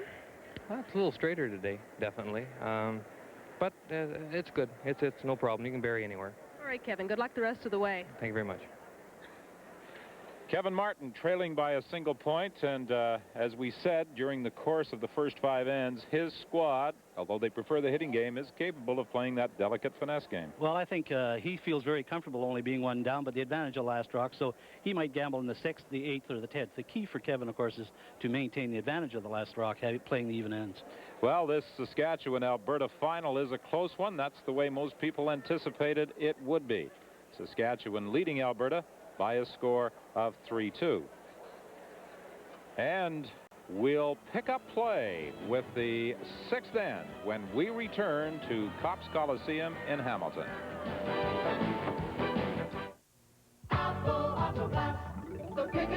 Don't replace it. Let Apple repair it before it spreads at no cost to you, providing you have glass coverage. So don't delay. Get it in today. For any season, for any reason, turkey fits your favorite taste. Enjoy turkey. It's your choice for today and tomorrow. Right now, Mazda has some special values under wrap. Ooh. What's so special? New GST reduced prices, free automatic transmission. Free automatic? Or equivalent value credit of up to $900 on many models. Plus loaded, specially priced special editions like 323, Protégé, all 626, trucks, and MX6. Great spoiler. Thank you. And wait till you see our limited edition MPV and Miata. In British Racing Green. See your Mazda dealer soon. Because these special values won't last long. You can't come back half a lifetime later and claim a daughter. So don't let your mother push you around. Stand up to her for once. He did one stinking thing in his whole life. From across the country, a different story every week. Inside Stories, Wednesday. This week, we go to Salmon Arm, British Columbia, to meet Phyllis Olson and her best friend, Shagra. Hi, big fella. On the road again, Thursday at 7. You know, Diary, they say life's what you make it. Did I make this miss? I mean, work is okay. Everyone seems to like what I do. Well, almost everyone. Is there a problem, Bernice? It's the rest of my life that throws me for a loop. You know, there are a lot of things about being a woman that just weren't covered in home ec class. But in the end, I always consider life to be a great gift once you get past the wrapping. Material World, tomorrow. We're about set to begin the 6th end of the Labatt Brier here at Copps Coliseum in Hamilton. The winner, of course, will go on to represent Canada at the World Championships March 23rd to 31st in Winnipeg. Here's that last rock by Martin on the 2nd end. Well, Don, I think he could have picked it out of there. He threw really big weight at it and just pulled it out. He felt that he didn't think he could move it by his own, and his shooter stayed because of that one on the left-hand side. But I think if you just play back 8-foot weight, you might have made it. But, of course, he's throwing the rock, and we're sitting up here, so it makes it look a little bit easier up here. Well, he said it was on a tricky spot on the ice. That's the Labatt Tankard, the trophy that was presented for the first time in 1980 and went to Rick Folk of Saskatchewan. Since then, it has been won twice by Manitoba. Kerry Burtnick in '81 and Mike Riley in 1984. Twice by Northern Ontario. Al Hackner in 1982 and again in 1985. Twice by Ontario's Ed Wernick in 1983 and 1990. And twice by Alberta's Pat Ryan in '88 and '89. Russ Howard was the other champion in 1987. Ed Lukowich in 1986. Russ Howard was a competitor, and coming into this year's Brier in Hamilton, was favored to win it all. 4 foot. That's a pretty impressive list of winners, isn't it? And those are great, great teams. And as we pointed out earlier, 7 times the team that finished in first place in round-robin competition went on to win the Labatt Tankard. Russ Howard, as you mentioned, came into this year's Brier as the overwhelming favorite. He was always just like a shot away in most of his games during the round robin. We saw great parity at this year's Brier. It seemed that Newfoundland, PEI, and New Brunswick, Nova Scotia, and the territories were all winning games, and those used to be considered the easy wins. Don Bartlett's grandparents still live in Corner Brook, Newfoundland. And I'm sure they're watching with a great deal of interest this afternoon. Oh, I'm sure they are. And here's the other type of game that Kevin Martin likes to play, the corner guard game, and he's very proficient at both the running and the draw game. And he's elected to throw up a corner guard and said to Woytowich, okay, Woytowich, if you want to protect that one for the rest of the end, go right ahead. And this is a dangerous game for Woytowich, Don, because he has to throw 7 perfect guards if he's going to protect that one for the entire game. By the same token, he knows a 1-point lead isn't enough, and so he's saying, I'm going to force the play a little bit. That one seemed to pick up a hair. That made a sudden move and just dug right in. Some of the debris that's left from Kevin Martin's corn broom, you see them hose cleaning quite a bit, but you don't always get it all, if in fact it was corn left over from the broom.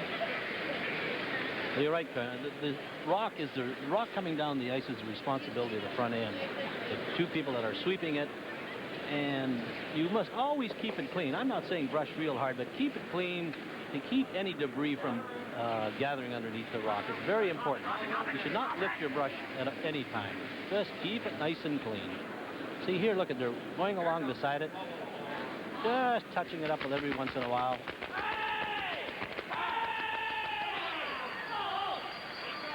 That's a fine curling stone by Don Bartlett.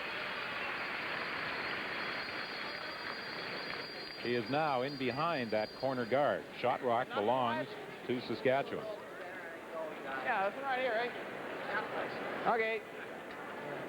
And Woytowich obviously realizes the difficulties he could get into if he goes after that stone and doesn't make it. That's why he's running it off.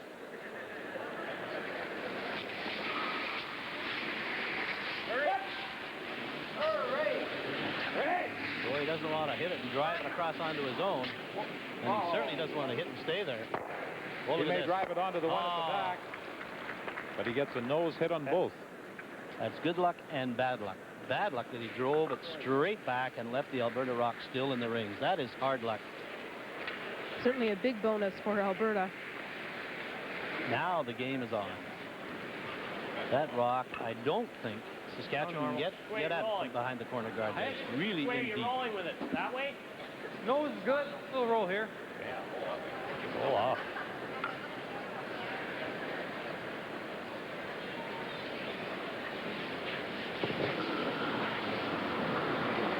You watch Patrick's eyes. They never leave the broom as he comes out of there.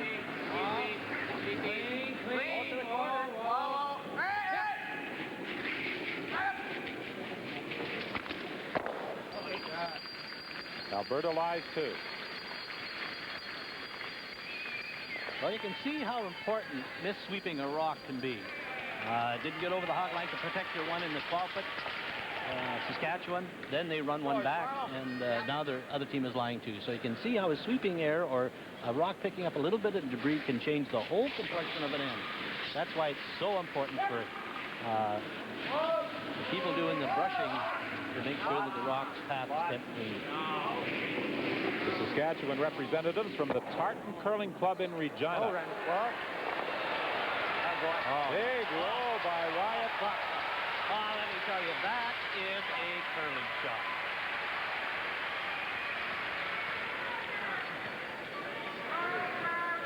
Absolutely a perfect hit and rolled on. It rolled about 12 feet.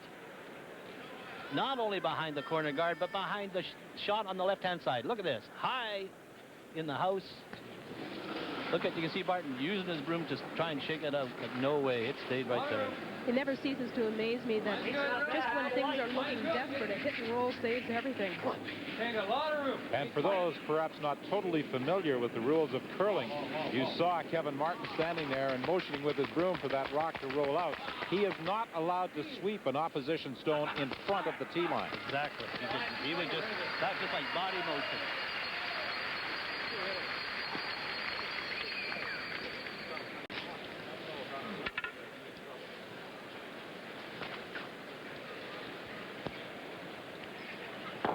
Alberta now lying 1. What do you got, all of it? Yeah, just all. Go bump. Okay. Nose hit's good. Little flop this way is okay. For Brian McCusker. A very delicate shot here, Don. He cannot afford to hit it on the outside. Right off, he's got lots. Yeah! Yeah! Okay, good there. Good shot. Fine touch by Brian McCusker. Saskatchewan now lies 2. That is a great, great touch, Don, because if he hits it a little bit higher, he may drive it on his own. He hit it in just a little bit of separation.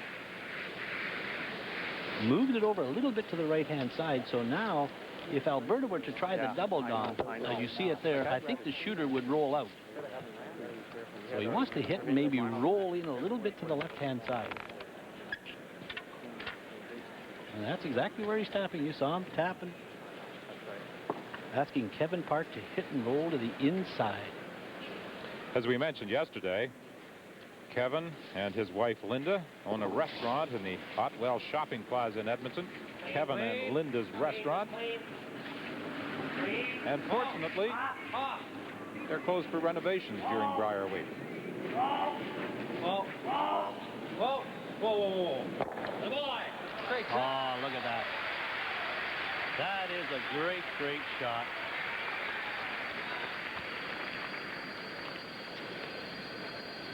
Some very delicate shots in that 12-foot area over in the left-hand side. Okay, for Saskatchewan, Don, there is a chance that he can come down and make contact with this rock here. But he just has to hit it thin enough to push it over here, and maybe a shooter might roll into this area here. About, what do you got of it? Quarter? But the key here is weight. He just has to throw maybe back ring weight. Me about hack. Or a little bit more. With your artistic flair on our telestrator, you're changing the design of your We curling don't got to stones. hit it real thin, Johnny. We got to hit it about... It's a very sensitive telestrator. It seems to jump a lot, so... Speaking of sensitive, this is one sensitive shot. Ooh, let me tell you. If he hits what he can see, he may drive it onto his own, and Alberta would simply have a wide open hit for 3. You know, we land there, it's okay. Yeah. He has to hit about a quarter of a rock, Don. The nice thing about it is that he has the whole house to roll to. Yep. Yep. Yep. Hurry! Hurry! Hurry! Whoa! Whoa!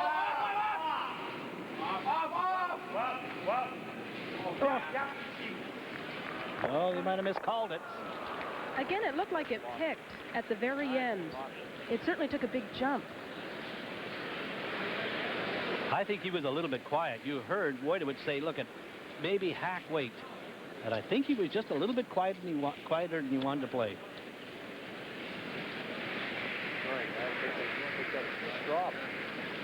Right here. Down normal? Down normal. Right here. I think that did pick up more corn because it took a sudden jump. Well, that's what Randy Woytowich suggested to McCusker as he made his way down to this end of the ice. Down normal. We'll roll it to center line. Now, you hear what he's saying? Down normal. So what he's going to do is try and throw this rock, Norm, just a little bit below his normal takeout weight, and roll to the right-hand side. That's why it's so important to clean the surface of that stone as he picked off a hair that could have altered the course of this rock rather dramatically. I mean, the difficult part here for Woytowich is if he hits and rolls to the open side, what do? Do you hit it, or do you try and bury in around where those two are in the 12 foot? Go the other way with it. Whoa! Ah! Clean it. Ah! Roll it. He gets a nose hit, but Saskatchewan is in trouble because Alberta lies 3 with last rock on this 6th end. We can almost hit the... Well, I'm going to tell you something, Don. That rock where it is, he may just get out of trouble where it's at. Go here, bumper. They wanted movement on that rock because if he hits the center in between here, he's going to end up maybe shot rock and in front of that other one. Okay at the end. A little bit. We got to make sure we get the inside flop though. Like I can crotch it in them all right. Yep. A little bit more. That looks like a lot. Think so? Well, for bump maybe. No, I think that should be good. Okay. Ooh, what a tough shot this is. Should be good, Brian. It is, but that's why they pay the skips the big bucks. We might have to get off this again, guys. If it's out there, I can't afford to nose it. I've got to get the inside flop. Bumper. The danger for Woytowich, Don, is there is not much room. Is that too much? You think that looks like from a the lot? guard to the one he's trying to hit on the inside? Yeah, I can.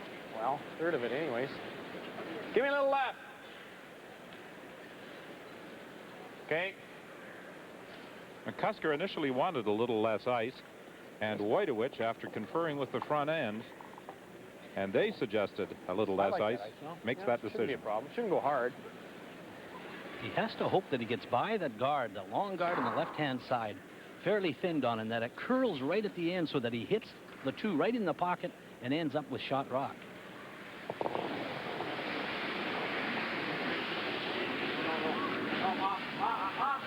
He's got a lot of weight. No way. No way is right, Randy. He did not want a nose hit. A little too much? Okay. A little bit too much weight. The difference between McCusker's shot and Woytowich's shot there, Don, was the weight. McCusker underthrew it, and I think Randy overthrew it.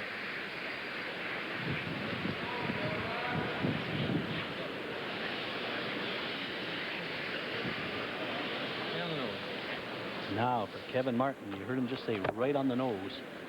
I would be inclined to get a little bit of roll, maybe to the center. There's the danger of that. If it goes to the center, Woytowich may draw around it.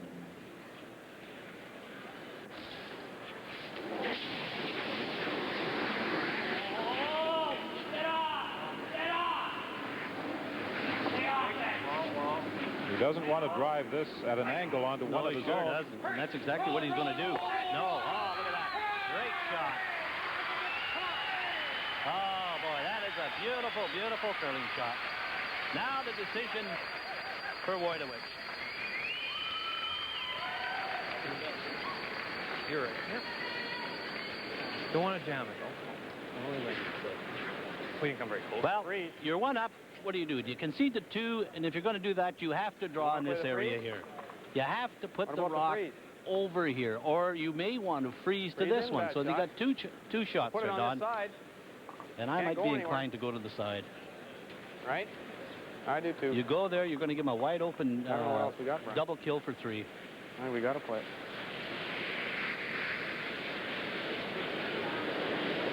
Up there? That's about right. I don't know. I got it. I mean, it's there's no easy shot here. I got it.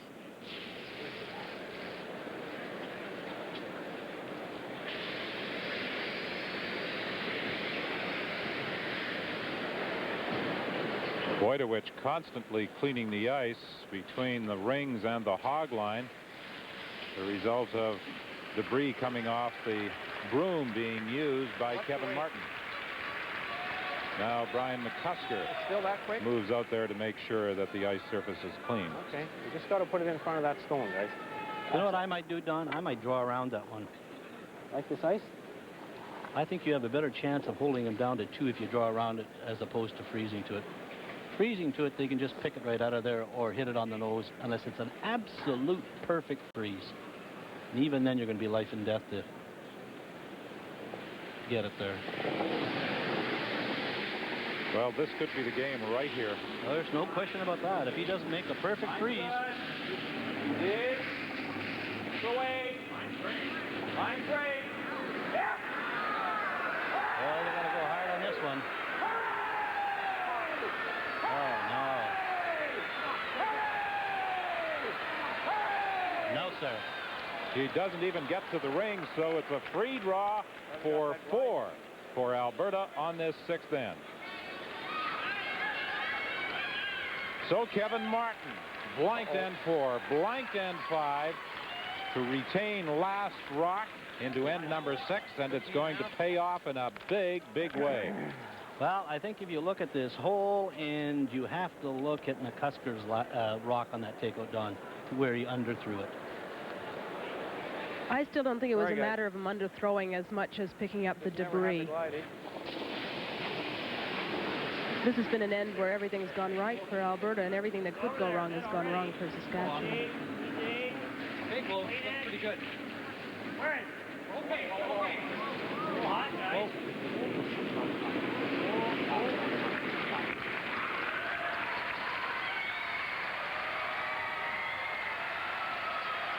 It slides to the back of the 12, but it stays in the rings. And Alberta has picked up a big 4 on this 6th end to take control. Alberta leading by a margin of 6-3. And it's almost certain now that Alberta will resort to that hitting game at which they are so proficient.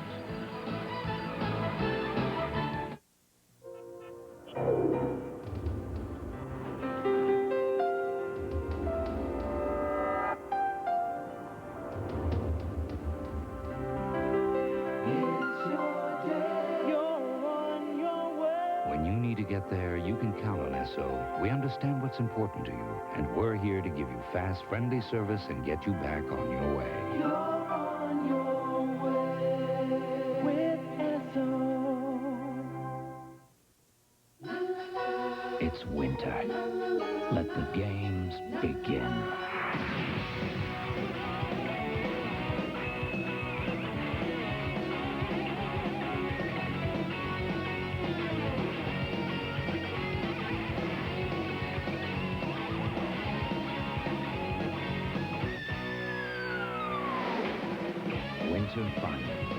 to you by Labatt's Blue. It's the way we play. After being voted best value in America, Little Caesar wanted to thank you personally. Thank you, thank you. Hey, beautiful toga. The male stripper's here. Thank you, thank you. Ooh, a gladiator. From Little Caesars, 2 pizzas with 90% more pepperoni and free crazy bread, all for $10.99. Thank you, thank you.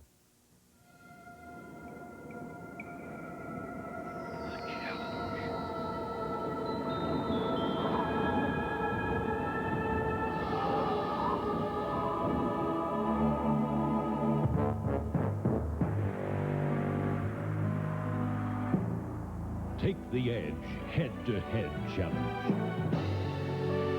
Edge, the canola herbicide.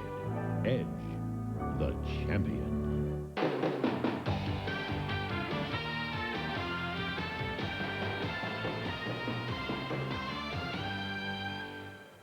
That big 4 on the 6th end, the backbreaker as far as Saskatchewan is concerned in this 1991 Labatt Brier final. Alberta's Kevin Martin has taken total control, leading 6-3, playing the 7th end. And not surprisingly, the crowd at Cops Coliseum began booing the Martin rink when they fired the first stone of the end through the ring. Next weekend, next Saturday, we'll be in Leduc, Alberta for the Pepsi Junior Curling Championship. The junior men's and women's titles on the line. So we invite you to join us next Saturday for our live coverage from Leduc of the Pepsi Juniors. Play got underway yesterday in Leduc. And some of the scores we do have. Saskatchewan defeated Prince Edward Island in women's competition. Manitoba with a 2nd straight win over Ontario, 7-5. Newfoundland edging Alberta, 7-6. British Columbia in men's play defeating the Territories 9-4. Quebec over Nova Scotia 6-5. And Northern Ontario hammered New Brunswick 11-4. The 3rd round of play now complete at the Pepsi Juniors in Leduc, and here at the Cops Coliseum in Hamilton, it's the championship game of the 91 Labatt Brier with Alberta in total control, leading 6-3 with 4 ends remaining. Well, Don, you know, the interesting thing here for our viewers, and everybody, you know, they kind of boom when he throws it through, but this is a very confident young team, and it shows you that they can play both styles, either the running game or the come-around game. You saw some great finesse shots, great hitting and rolling to the corners and to the center by both Kevin Martin and Kevin Park. So they're very adapted, playing any kind of game that you want. Well, the crowd reacted when they fired the first stone of the 7th end through the rings, but they also witnessed some very precise shot making by this Alberta team when they were playing on a very small portion of the ice over in the left-hand side of the 12-foot on that 6th end to set things up for the 4. You're exactly right when you're saying very, very little ice over there, Don. They were playing, hitting and rolling to a spot maybe of a foot where they had room for error. Just very little room for error. They made every shot that was possible. Well, we also heard Kevin Martin when Colleen talked to him after the 5th end. Despite the fact he's trailing by 1, he had last rock, and he said, we're right where we want to be. We're in control. Yeah. He plays with a lot of confidence. Not like all Alberta. All Alberta teams are the same way. Pat, Ryan, Woytowich, you know, going back even further, Gervais, Matt Baldwin, play with a lot of confidence, and you have to have it. If you don't have confidence, you're nowhere.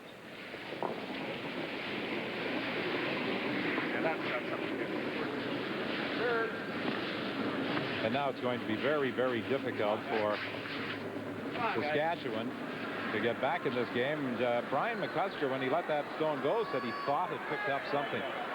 That's the second hogged rock this end. Well, you know, for Saskatchewan, they have to be patient. You know, here's patience. They have to score 2 points. That's all they have to do, Don, and they're right back in the game. It'll be 6-5. So you take your chance, score your 2 points, and then gamble and try and steal maybe in the 10th end to tie the game and hopefully go into overtime. Kevin Park is going to fire this one through, and the crowd reacts, shouting boring, but There's a Canadian championship on the line, and when you're leading by 3, why take chances? Well, there's the Canadian championship. There's the chance to go to the Olympics. You're playing in the World Championship. Let me tell you, you're going to write history here. First junior Canadian champion, now the Brier champion. I mean, it's terrific. There is so much on the line here with the chance to go to the Olympics and the World Championships, but Kevin has said consistently the only thing that matters to him, the pinnacle, is winning the Brier, and that's all he wants to do. Why do you think he threw 100 rocks a day, every day, 100 rocks to get to this position? But as we heard earlier from Randy Woytowich, talking about the perseverance he has had in even winning Saskatchewan, he's got to show a lot of it now. No more misses is right. Get a 2, steal a 1, it's an even game again.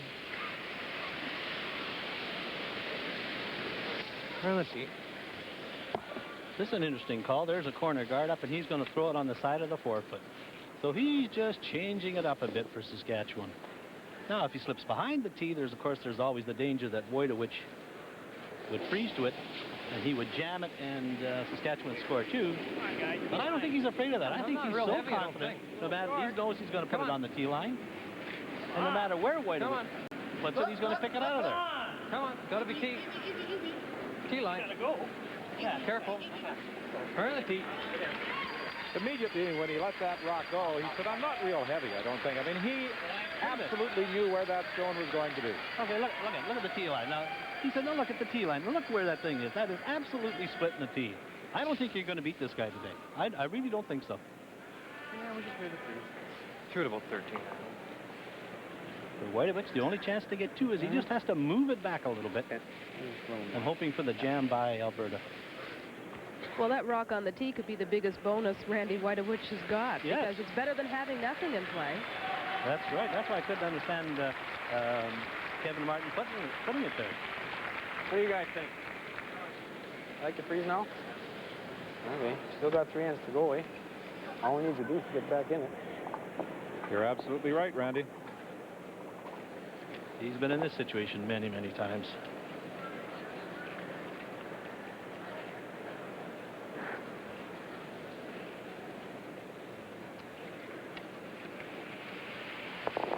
You know, it's interesting. During round-robin play, they had identical 8-3 records. Both sides lost to Quebec. No. Quebec won only 2 games. There you go. Anybody can beat anybody at any given time. So Kevin Adams of Quebec will have the distinction of having beaten the Brier finalists in round-robin play.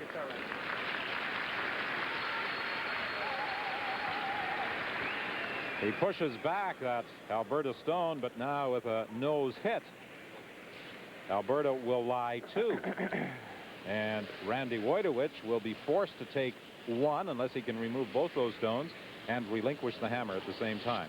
Well, you know, you talk about the difference in precise curling. You saw Martin, of course, he was drawing to an open house. He puts it right on the tee line. Woytowich trying to freeze is maybe about 6 feet heavy, or maybe about 4 feet heavy. So that sometimes is the difference between winning and losing in curling. Yep. Great. Clean. Whoa. Off it. Off it.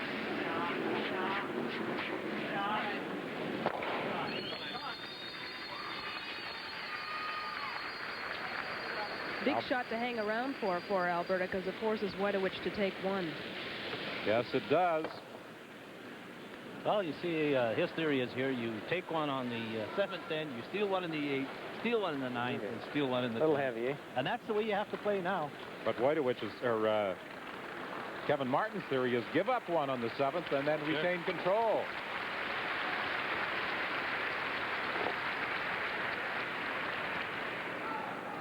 Well, he has to make this shot.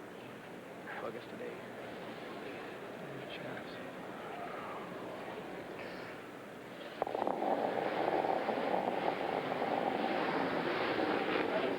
That's a little less, yeah. It's less. It's less, and the danger here is going to make curl away from that 4-foot area. Boy, oh boy. They have to make sure it stops in time. I'll tell you what, he's running in circles. Is he going to get there at all? No. It's a steal of 2 for Alberta on the 7th end. So the 6th and 7th ends of this championship game have proven disastrous for Randy Woytowich of Saskatchewan. After 7 ends, it's Alberta 8, Saskatchewan 3. You're watching the Labatt Brier live on Sports Weekend. Right now, Mazda has some special values under wrap. Ooh. What's so special? New GST reduced prices, free automatic transmission. Free automatic? Or equivalent value credit of up to $900 on many models. Plus loaded, specially priced special editions like 323, Protégé, all 626, trucks, and MX6. Great spoiler. Thank you. And wait till you see our limited edition MPV and Miata. In British Racing Green. See your Mazda dealer soon. Because these special values won't last long.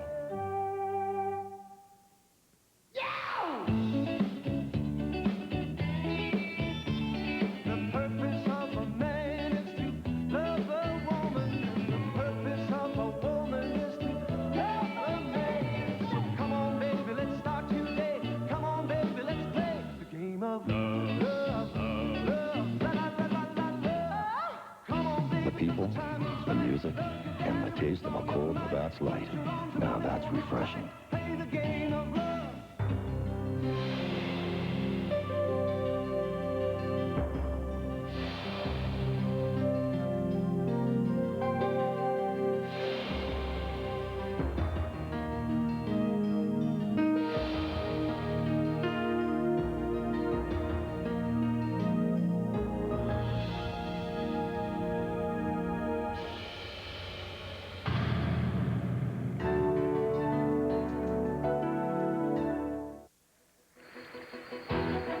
It's a Sports Weekend doubleheader today. The Labatt Brier followed by the Women's World Cup downhill from Lake Louise.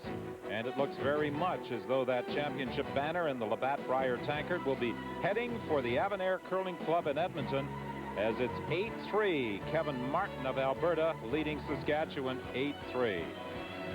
The giant slalom of the World Cup from Lake Louise, Alberta, still to come on CBC Sports Weekend.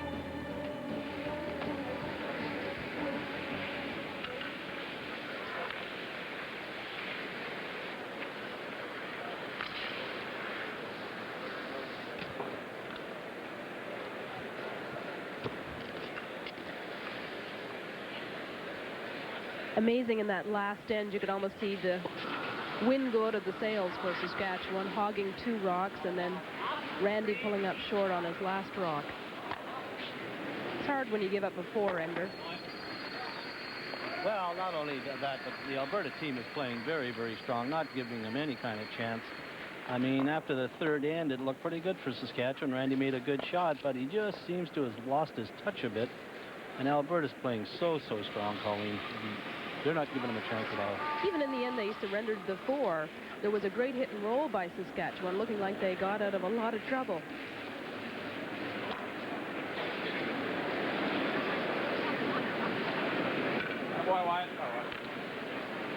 Well, the last time Alberta and Saskatchewan met in a Brier final was 1987. Pardon me, make that 1988. 8-7 was the final score. Alberta's Pat Ryan over Eugene Ritzik of Saskatchewan.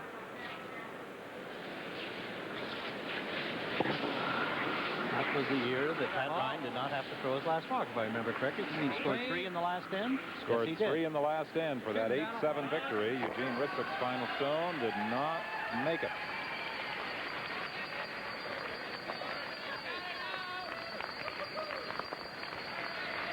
We have in the past had lots of surprise finishes like that, so you never know until the last rock is thrown what's going to happen. Well, you keep trying.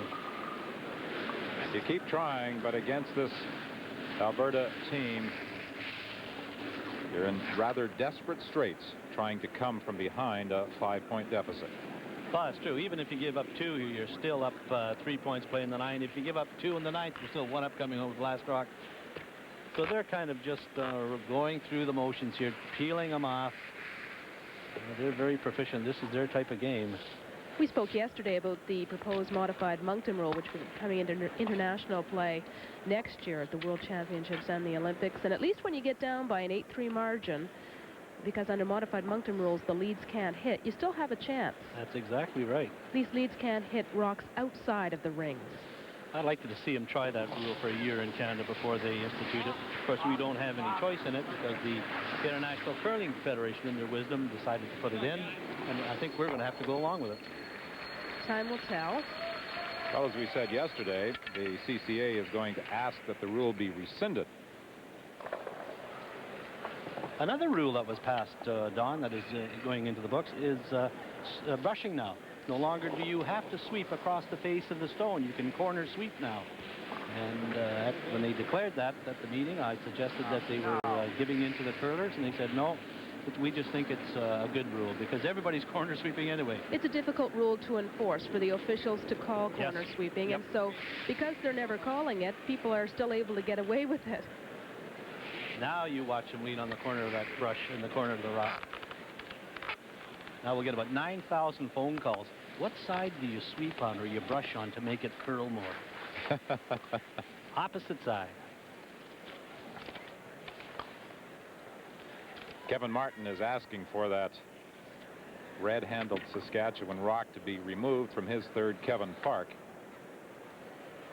If Martin prevails and goes on to represent Canada at the World Championships in Winnipeg, he'll be facing the likes of three-time world champion Eigil Ransfeld.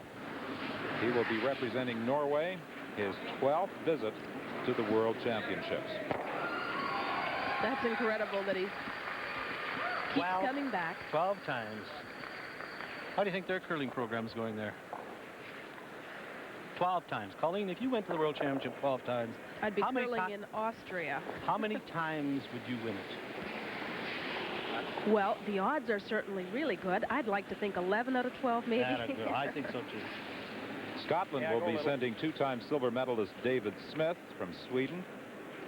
Their 1988 Olympic team, skipped by Dan Ola Eriksson. And the German men will be skipped by Andy Capp. It is incredible when you consider that for Don Duguid and Pat Ryan winning back-to-back Canadian titles is such an awesome accomplishment. And yet over in Europe, it's almost a given.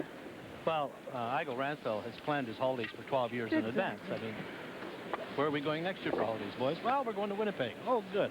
We'll do a little curling there. Well, Winnipeg will put on a fantastic show. And let me tell you, and I don't mean to say that Eigil Ransfeld is not a good team, because they certainly are. I mean, he is a beautiful picture of curling delivery, good strategist, an excellent curler, and he's going to fill the arena. They're going to have an average of about 10 or 11,000 per draw in Winnipeg for the World Championships. March 23rd to the 31st. I think the organizers in Winnipeg may have been hoping just a little that Randy Woytowich of Saskatchewan might have represented Canada because of the proximity. Regina to Winnipeg, there probably would have been a few more spectators make the trek to watch play. You can look at Martin throwing and almost as if he's wondering whether or not with every shot he throws if it's going to be the last one, if Woytowich will keep playing after this. You know things are going bad when.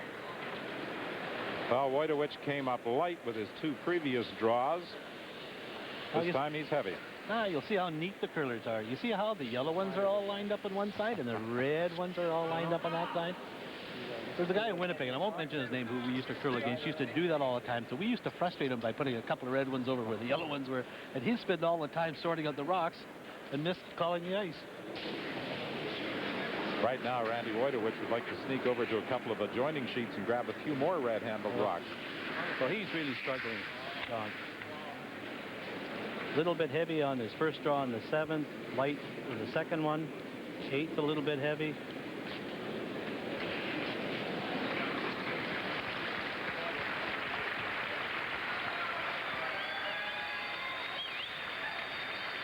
Kevin Martin puts his stone at the back of the 12-foot.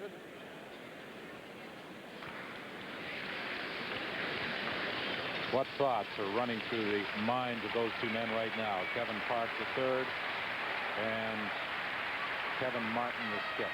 Well, I think they'd say, oh, I hope he rolls out here and maybe shakes hands with us. This has been a long, tough week, a long, tough year for us. And we finally realized all our dreams. All the practicing, the cash spiels, the car spiels we went in to get to this stage, to perfect our curling deliveries. Off. Clean, clean. Jump. No. Well. Sorry, guys. A nose hit by Randy Woytowich. He picks up the single point. I like this. He's going to carry on. He trails by 4, and he must steal 4 points on the final 2 ends if he's to survive.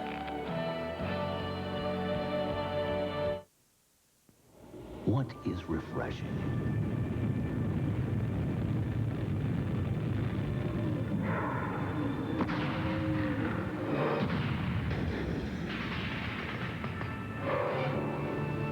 It's the taste.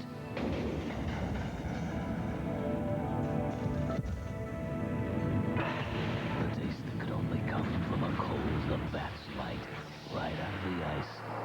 Now that's refreshing.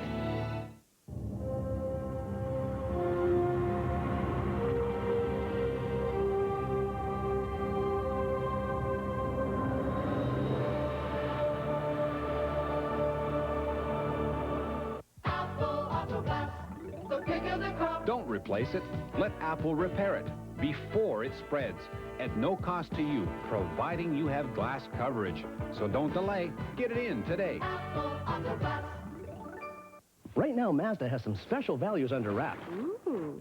What's so special? New GST reduced prices, free automatic transmission. Free automatic. Or equivalent value credit of up to $900 on many models. Plus loaded, specially priced special editions like 323, Protégé, all 626, trucks, and MX6. Great spoiler. Thank you. And wait till you see our limited edition MPV and Miata. In British Racing Green. See your Mazda dealer soon. Because these special values won't last long.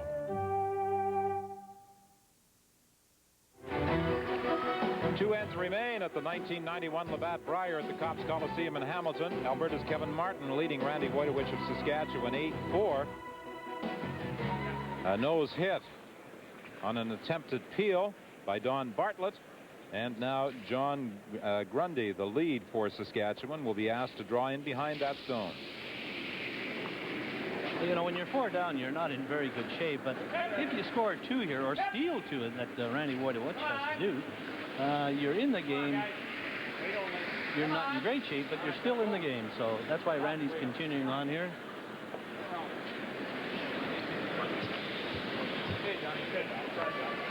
Grundy comes up short of the rings. And Kevin Martin now hopes to remove both those stones. Well, one thing that must be in the back of Saskatchewan's mind is that they did score a 5-ender on them during the round robin. I mean, much different circumstances, mind you, but... I think for them to score 5, the plant may have to go off. Exactly. Off it. Off. Off. That's the ice plant to keep the ice frozen. But we've seen that happen before. Maybe not in a Brier final, but... I would continue at 4 down. I'm sure you would too, Colleen. Oh, I sure would. I'm sure all the rest of the teams would as well. Bartlett catches a corner of his own stone and removes it. So there is still that red-handled Saskatchewan rock out in front as Wyatt Buck settles down in the hack. You know, we talked about the men's teams that will be participating at the World Championships in Winnipeg. Canada will be represented on the women's side by Julie Sutton of British Columbia, the winner of the Scott Tournament of Hearts. And she'll be going up against 3 former world titleists, defending champion Dorte Nordby of Norway, 1988 champion Andrea Schopp of Germany, and Denmark, Helena Block, who won in 1982.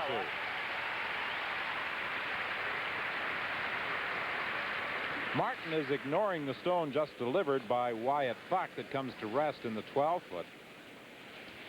That's right. He's not concerned at any rocks that they get in the house. He wants to remove that corner guard because if he doesn't, Don, they may get him another couple in behind. So that's why he's running that corner guard up.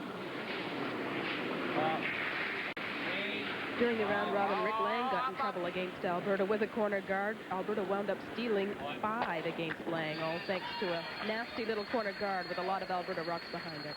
Well, you saw the corner guard on the 6th end that got Saskatchewan into all sorts of trouble. That corner guard was the stone that they were playing in behind and resulted in Alberta picking up 4.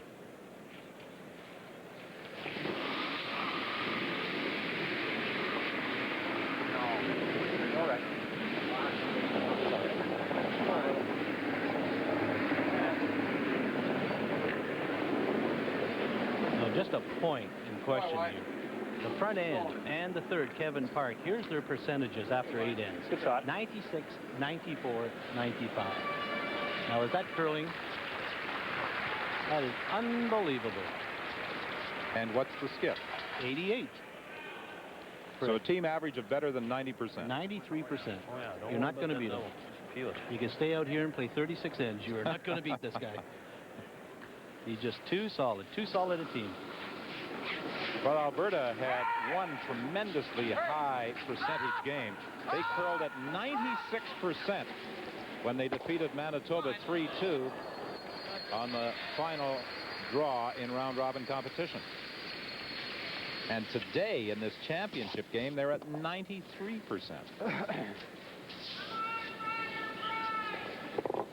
Well, the difference is Randy Woytowich is curling 61% and Kevin Martin is 88. And it's unfortunate for Randy that, you know, all week he played high percentage curling shots. Made a lot of them. High percentage shooter on the whole week. And it comes into the final game and he curls 61%.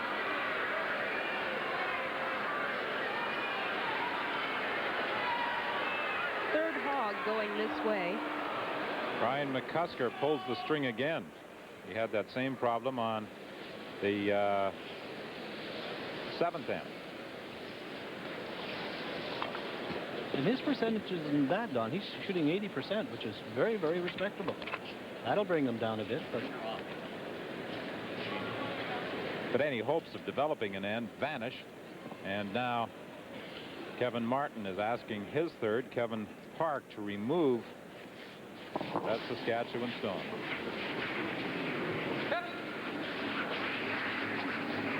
Kevin's been saying all along that to play in the semifinal is an enormous advantage, especially if obviously you have to win it in order to get to the final, but he didn't mind playing that semifinal game one bit. Park out curling McCusker 95 to 80%. So that means Park has only missed 1 shot and a bit. maybe about 2 half shots. Come on.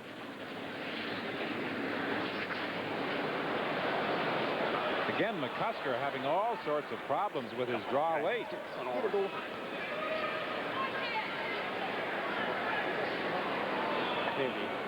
Two hog rocks on this 9th end by third Brian McCusker. Either there's something wrong with his rocks. It's flat or something. Yeah, it's just got really heavy.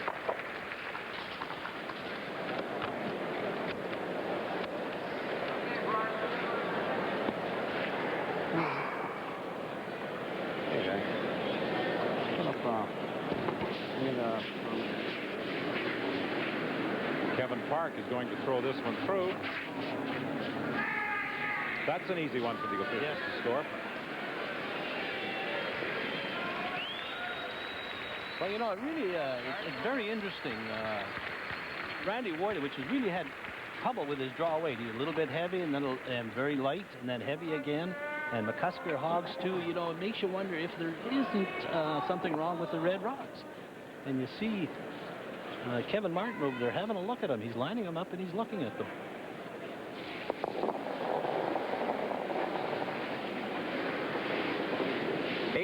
Alberta leads Saskatchewan in this Labatt Brier final. No stones in play. Alberta with last rock. And Randy Woytowich watches his first stone of this 9th end. Comes to rest about 2 feet out in front of the hog line, or in front of the rings. You talk about the red rocks, so Don, sometimes when you start missing a couple, it does get into the back of your head that it might just be those rocks, which does nothing for your confidence. You've got enough to worry about. You don't want to worry about the rocks, too. Well, the worst part is you're coming out and you think you're releasing them correctly, and you feel that you're letting them go right, and the guys are picking them up and brushing them, but there's no action to them, and they seem to be very dull. No reaction, nothing. They're not gliding, kind of sluggish. Now, this is an air ball.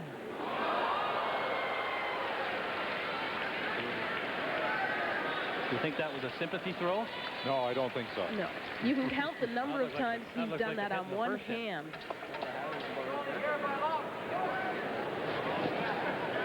Okay, this is about there, eh? Ah, shit.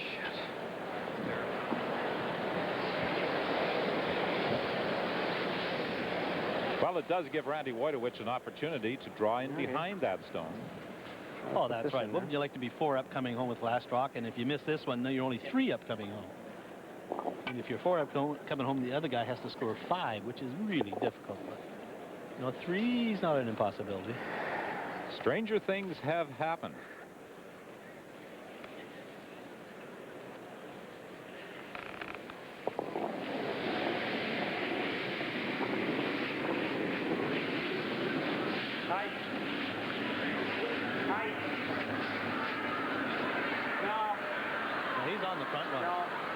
There's something wrong. I'm convinced there's something wrong with those rocks. I really am. I mean, these guys are too good at curlers for that to happen consistently. And you know that Kevin Martin is going to fire this final stone of the 9th end through the rings. Flat and wet, and I'm not getting it. You heard him say it's flat and it's wet. Like the pebble's absolutely gone off the ice and it's very smooth. So what happens is the bottom of the rock actually acts like a suction cup on the ice as opposed to gliding along the top of the pebble.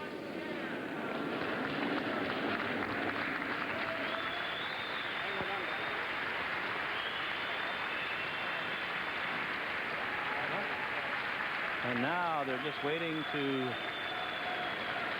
It's all over. It's all over. They are shaking hands after 9 ends. And Kevin Martin has created Canadian curling history, becoming the first junior champion to go on to win the Brier. Do you believe that? You betcha.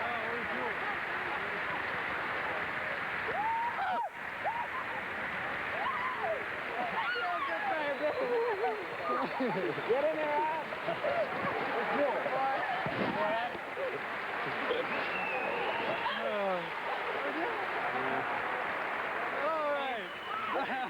do it. Kevin's father out there to congratulate him, along with Kevin's wife, Shauna. Don't watch yourself. The 1985 Canadian Junior Men's Champion, the 1991 Labatt Brier Champion, Kevin Martin of the Avonare Curling Club in Edmonton. Kevin Martin, Kevin Park, Dan Petrick, and Don Bartlett will now go on to represent Canada at the World Championships in Winnipeg, March 23rd to the 31st, with an opportunity to also represent Canada at the Olympic Games in Albertville, France, in February of 1992.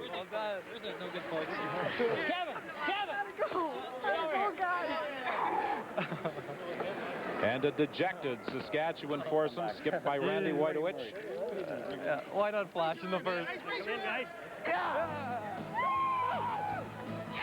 So, the 1991 Canadian Men's Curling Champion, the Kevin Martin rink from Alberta, will be back with the closing ceremony after this. Charlie, the Johnsons are having something delivered. It's a new air conditioner. That's nice, dear. What's the flow rate? They'd buy it this early. Must be a Lennox. Like I was saying, I just bought a new air conditioner. Got a great deal. They say my energy bills could really drop. A Lennox must be a Lennox. Oh, yes. Lennox Heating and Air Conditioning.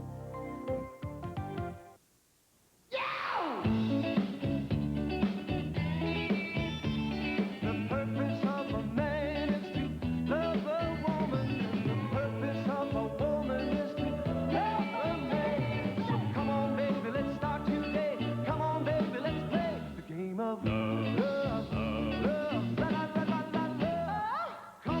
people, the music, and the taste of a cold Labatt's Light. Now that's refreshing. Proven by growers like you. In over 500 yield trials, Avidex BW out-yielded the post-emergence 2 tests to 1. In wheat, in barley, on brown soils, black soils, small farms, big farms, wet years, dry years.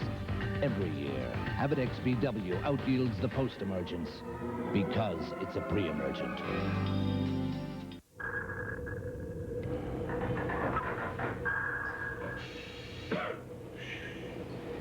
Over his next.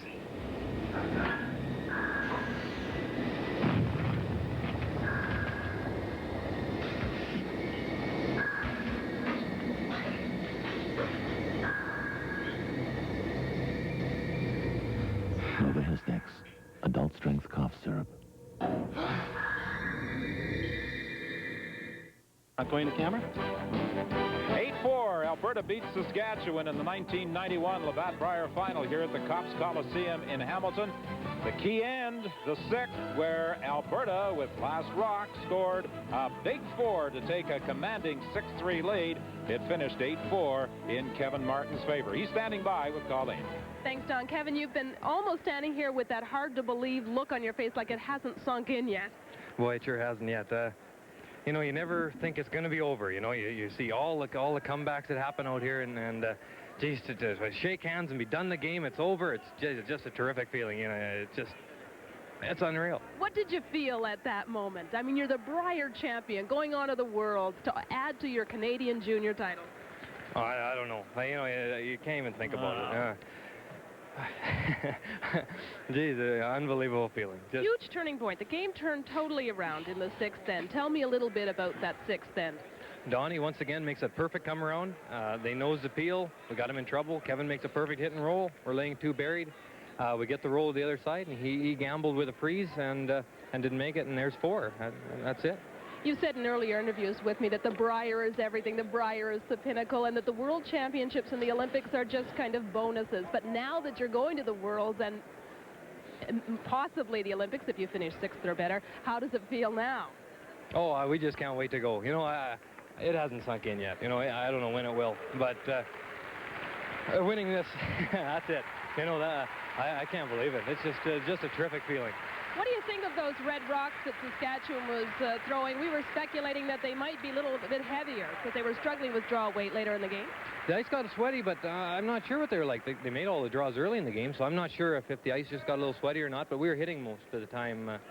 So I'm not really sure, but it was funny because Randy's got such good draw weight, and he'd make one and miss the next one, make one, miss the next one. So I kind of think maybe they weren't matched perfectly, but I'm not sure. All right, congratulations, Kevin. I think the Dons upstairs have a question for you, though.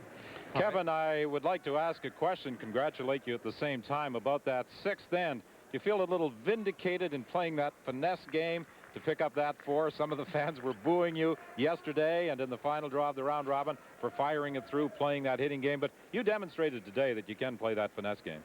Well, we had to. There was no option. We were down 1 playing 6 against a team that's awful good, and we got our chance. Donnie makes a perfect come around to Barry, and they missed the peel on the next one, and Kevin makes a perfect hit and roll, and so on, and we had him in trouble, and the boys made them all that end, and that's what counts. Were you surprised at Randy's choice for his final rock? Sure was. He could have, you know, if he hits 3/4 and rolls over to his red one, I'm sure he's got shot rock, and we've got no way of getting him out. So, you know, if he's going to make a perfect shot, we had him in trouble, but if he's going to make a perfect shot, then I would think the roll's probably more beneficial. Even if he does lock a perfect freeze on there, we're probably going to be able to blast him out. Kevin, just your whole front end and third just played an outstanding game. They're in the high 90s. It's pretty easy to curl behind those guys, isn't it? Oh, sure, yeah.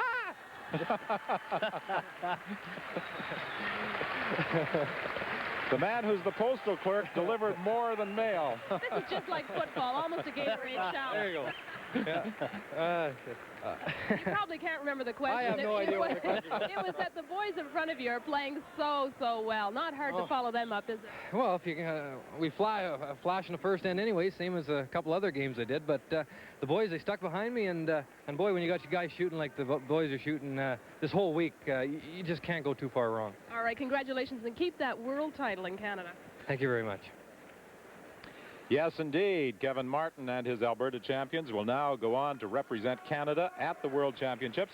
The second time that he has had that opportunity, previously at the junior level, losing in the final in 1986. Well, I think it could be a different story this year, Don. This is a very, very solid team. When you get the front ends paying 94, 95, and 96%, that's very solid curling, and it's going to take a great effort by anybody just to beat them. And we should also point out that it will be a different Kevin Martin representing Canada this time. As he said yesterday in the interview, there's such a difference playing at that junior level to playing at this senior level as far as strategy is concerned. That's the big difference. Well, I think he proved it. He's very versatile. He can play the takeout game. He can play the draw game. He's just very adaptable at anything you want to play with him. I mean, they're just an excellent team. So it's Kevin Martin going on to represent Canada at the World Championships in Winnipeg. And a disappointed Randy Woytowich, runner-up in this year's Brier, is standing by with Colleen. Randy had a lot of tough luck in that game. What happened in the sixth end? What went wrong? Well, we were trying to, Kevin uses a bit of straw out there, and we were trying to keep it clean most of the time. And two of our rocks picked in that end, and they made all their shots that end, and I had to make a big one, and I never had draw weight most of the day. Ice was just a tad different for us, and we all struggled with it, and that was the difference. We were speculating about your rocks because there were several hogs in the game by your team. Do you think red rocks were just a little bit different or not as true as the yellow? Not at all. No, I struggled all day long. We knew when I let them go we were light, and no, the rocks had nothing to do with it. We picked them ourselves, and no way. Is the day off hard, not curling yesterday except for practicing? I don't think so. The ice changed just a little bit on us, and we never picked it up, and hey.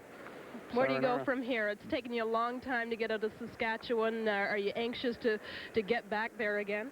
Well, we're certainly going to try. It's a tough province to get out of, and I know we'd like to come back and give a little better show than we did this time, so we'll see. All right. Congratulations on a fine showing, despite losing in the final. Thanks very much. Obviously a disappointed Randy Woytowich, but when he faces a rink that curls 91%, it's pretty tough to win. It really is, and like we made mention that maybe it was the rocks, but he said no, it just we never caught the ice. It changed a bit on us, and we never adjusted. And obviously, Kevin Martin says we were playing takeout, so they didn't have to adjust as much. And I think that was more Randy's undoing than anything else. Well, there's no question. Kevin Martin and his Avenir Curling Club foursome from Edmonton were certainly on top of their game today in defeating Saskatchewan by a score of 8-4 in this Labatt Brier final here at the Cops Coliseum in Hamilton. We've got the closing ceremonies still to come, but first let's go back to Sports Weekend Control in Toronto, and here is Ken Daniels.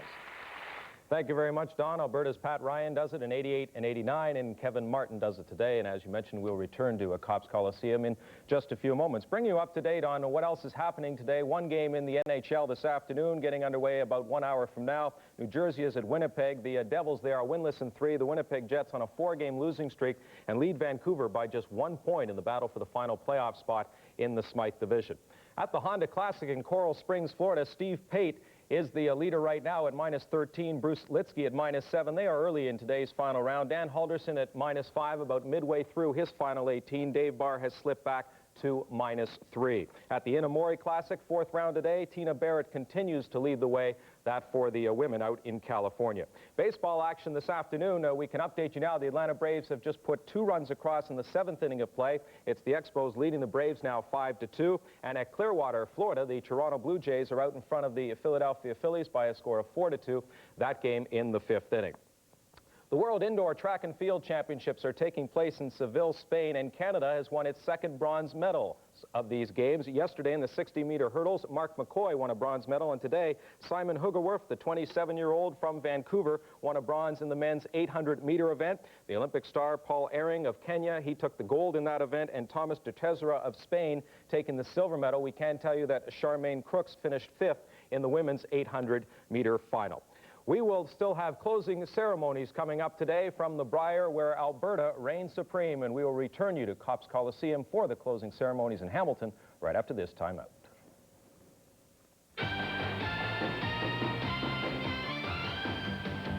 Next Saturday on Sports Weekend, a curling doubleheader. The best junior women shoot it out in Leduc for the Pepsi Junior title. And the junior men will celebrate as well. The national junior title is on the line. At Lake Louise, it's the men's turn for downhill. And Swiss veteran Franz Heinzer, enjoying a super season, figures to be in the running. Back in Colorado, the women drop in on Vail. Chantal Bournesson of France has late-season momentum on her side in the final downhill event of the year. Double shots of curling and dual downhills next Saturday. Right now, Mazda has some special values under wrap. Ooh. What's so special? New GST reduced prices, free automatic transmission. Free automatic? Or equivalent value credit of up to $900 on many models. Plus loaded, specially priced special editions like 323, Protégé, all 626, trucks, and MX6. Great spoiler. Thank you. And wait till you see our limited edition MPV and Miata. In British Racing Green. See your Mazda dealer soon, because these special values won't last long. What is refreshing?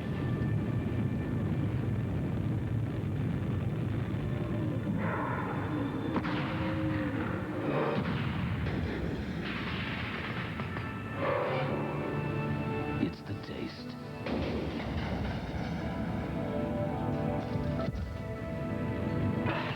The taste that could only come from a cold Labatt's Light right out of the ice.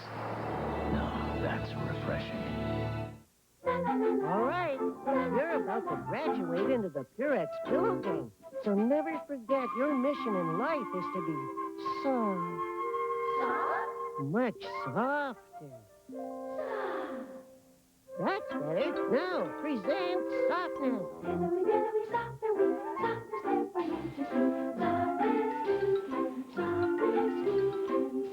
We put hundreds of little pillows in every sheet. It's 2-ply softness, you can see. Ken Tomahiro's impression of the Big Boss Man. Kentucky Fried Chicken's impression of the Big Boss Man. Ann Wood's impression of the Ultimate Warrior. Kentucky Fried Chicken's impression of the Ultimate Warrior. And you can only make these impressions with WWF Power Stamps. There's Hulk Hogan and the Ultimate Warrior, Big Boss Man, and Macho King Randy Savage for 99 cents each. Collect one each week only at Kentucky Fried Chicken and make your own impression.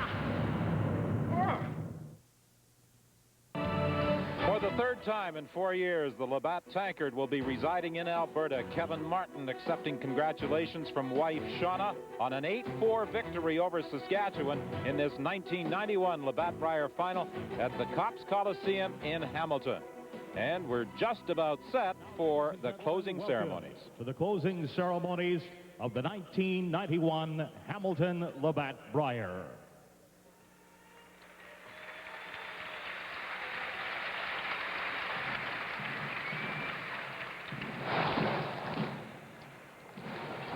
The music of the masked bands, produced by Chief Warrant Officer John Terrence, CD, and under the musical direction of Captain Michael Rehill, CD, assisted by Sergeant George Crowley, along with the military bands of the Lincoln and Welland Regiment and the Lorne Scots Regiment. The pipes and drums of the Argyll and Sutherland Highlanders of Canada, Princess Louise's, the Lorne Scots, the Hamilton Wentworth Regional Police, and the Fasco. The Schahelian Dancers, directed by Sandra Ball-Jones, and the Harlequin Singers under the direction of Bob Evenden.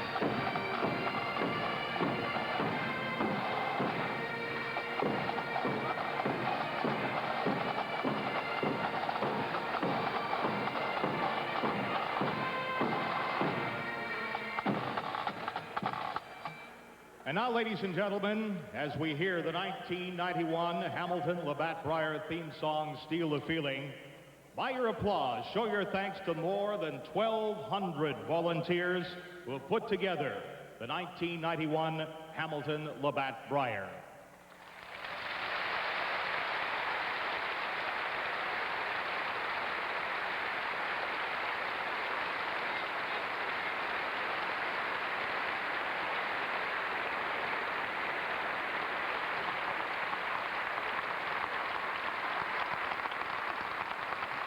Entering now the center walkway, the Board of Directors of the 1991 Hamilton-Labatt Brier, Vice President Harry Clark, Vice President Eric Anderson, Secretary-Treasurer Jim McGavin, Alderman Don Ross, City of Hamilton Liaison, Art Burns, the Honorary Chairman, Helen McRae, Director of Special Events, Bob Pierce, Director of Services, Paul Walker, Director of Facilities, Ken Wall, the Director of Marketing, and Lou Sage, representing the City of Hamilton. As well now, entering the rest of the volunteers, led by their chairpersons.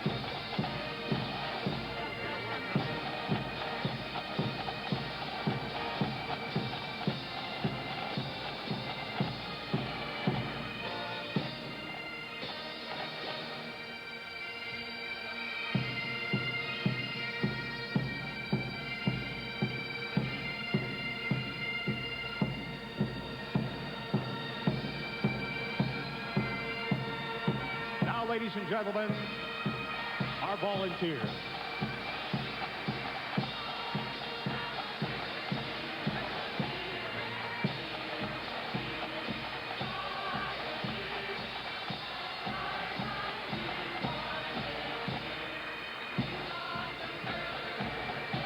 Volunteers are so necessary at any major sporting event, and the Brier is certainly no exception.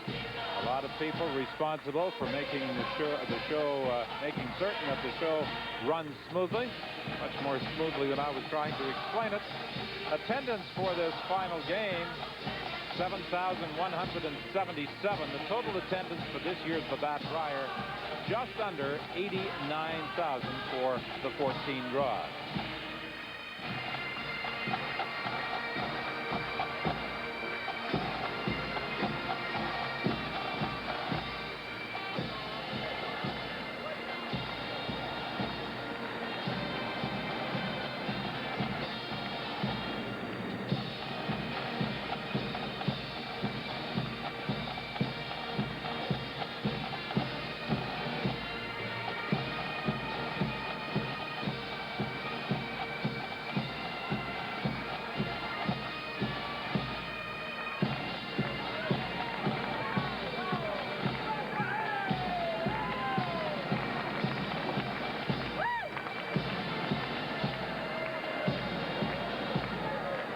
Song for this year's Brier, Steal the Feeling, was composed by Mary Malcolmson from Dundas, Ontario.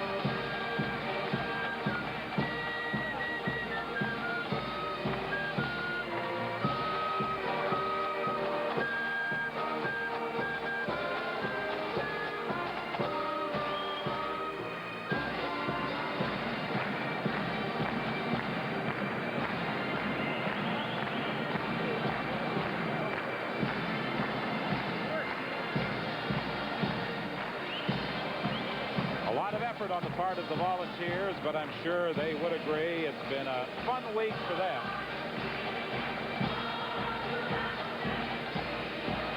And they put on a tremendous show here in Hamilton at this 91 Labatt Brier.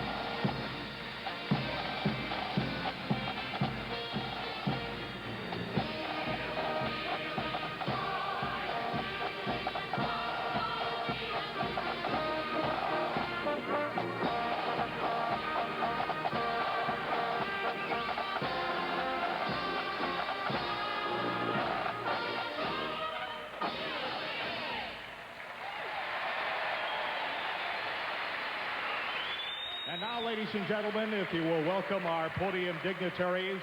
First, the President of Labatt Breweries of Canada, John Morgan.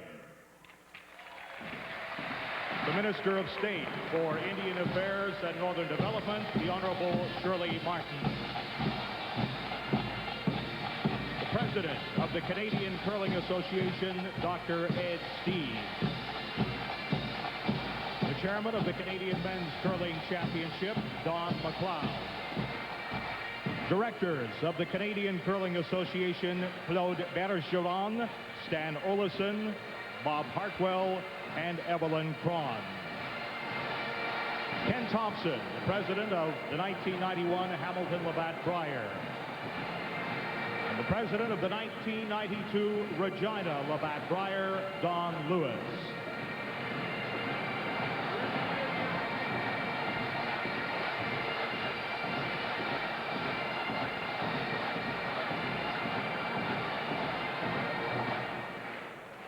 Now, ladies and gentlemen, your chance to show your appreciation to those who have provided 8 days of the very best in curling. And first, representing every club in every province and territory, Brier Bear.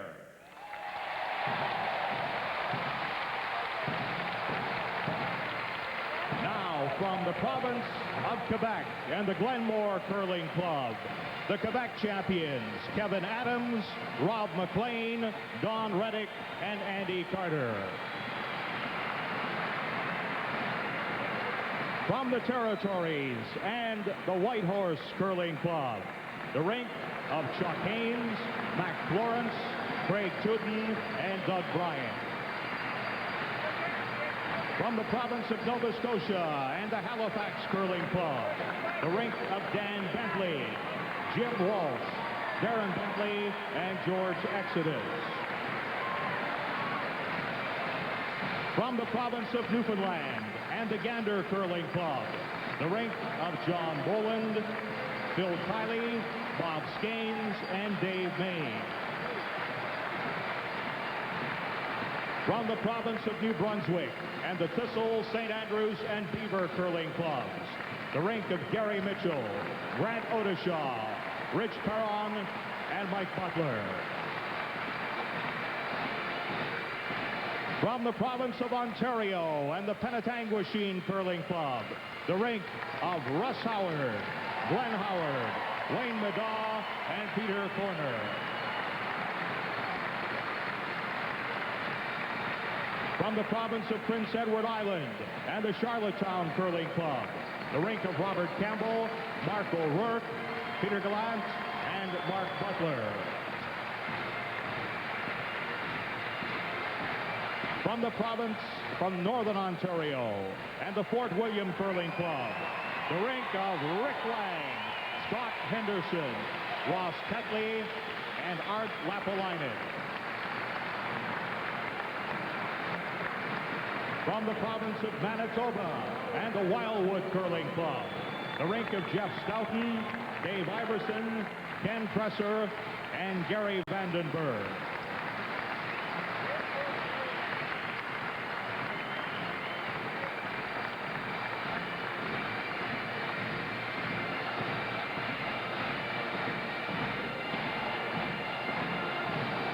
And now, ladies and gentlemen, the second runners-up in the 1991 Hamilton Labatt Brier.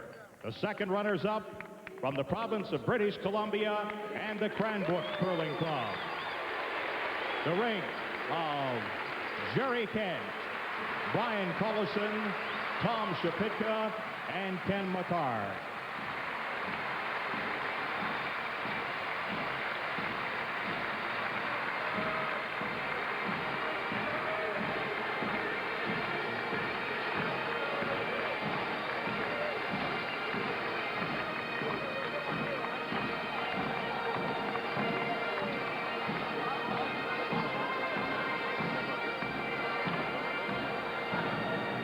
And now, ladies and gentlemen, the first runners-up in the 1991 Hamilton Labatt Brier.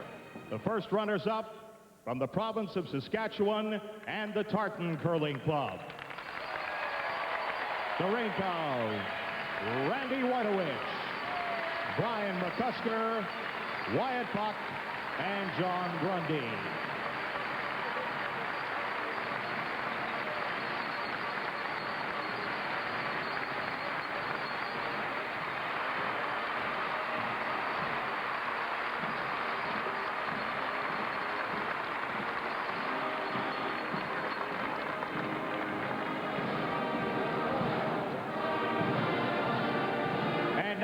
Ladies and gentlemen, here they are, the champions of the 1991 Hamilton Labatt Brier from the Avonare Curling Club, the province of Alberta, and the rink of Kevin Martin, Kevin Park, Dan Petrick, and Don Bartlett.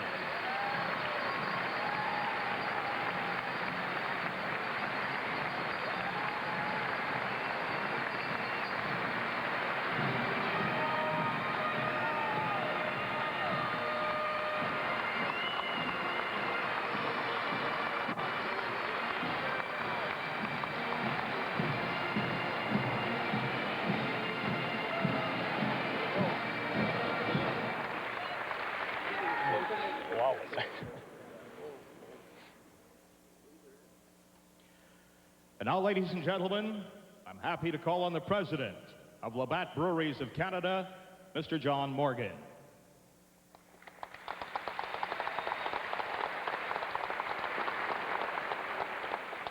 Thank you very much, Mr. Chairman.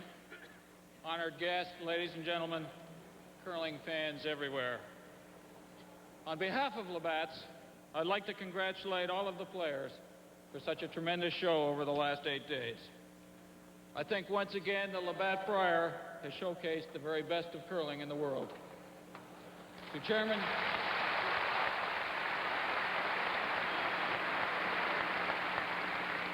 Chairman Ken Thompson, the Hamilton Organizing Committee, and the 1,200 volunteers that you see in front of you, who have been the backbone of this Brier and the reason for its success, we thank you.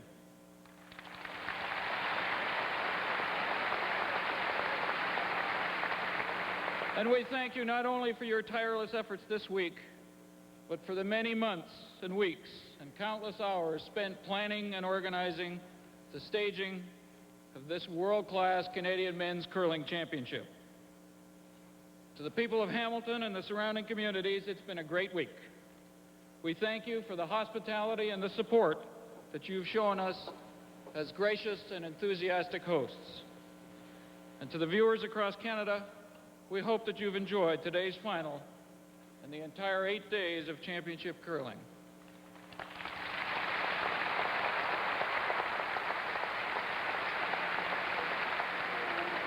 Next year, the Labatt Brier travels west to Regina, Saskatchewan.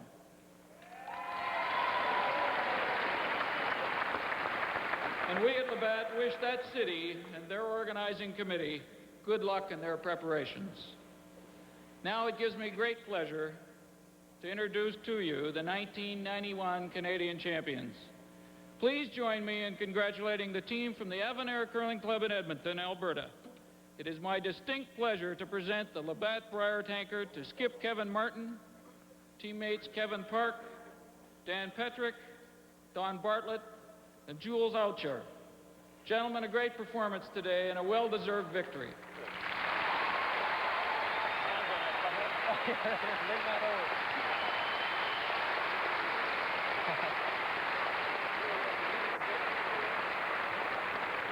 We know you will represent Canada very well, not only at the World Championships later this month in Winnipeg, but at Alberta in France at the 1992 Winter Olympics. Congratulations.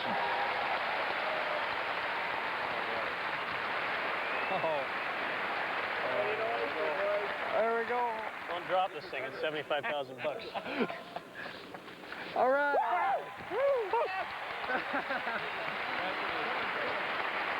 Thank you very much. All right.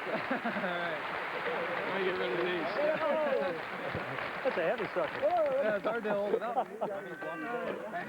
Turn around with it, guys. Turn around. Oh! Do a spin around. Okay. Guys, hold on. Wait a second.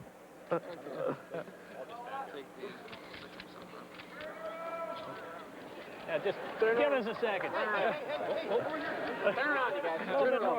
Turn around for a second. Okay.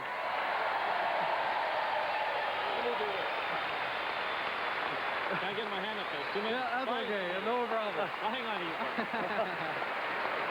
Good tricep. Guys, look over here. Kevin, look over here. Guys, turn this way. Turn this way. Right here. Yeah. Hold it right there, guys. Guys, lift it up a little bit higher. Oh, yeah, it's as high as we can go. That's it. Hold on. Let's see, guys, over here, will you? Let's see. Okay, you good? Come around this way, guys. Photographers, of course, all trying to get their shot of the championship rink, holding the Labatt Brier tankard. Thanks a lot, best. And now the presentation of the individual mugs, replicas of the Labatt Brier tankard. All right. This is the unit you got to like. And John Morgan, the president of Labatt Breweries of Canada, also presenting individual rings to each member of the championship team. Back again. Okay, there you go. Okay, perfect.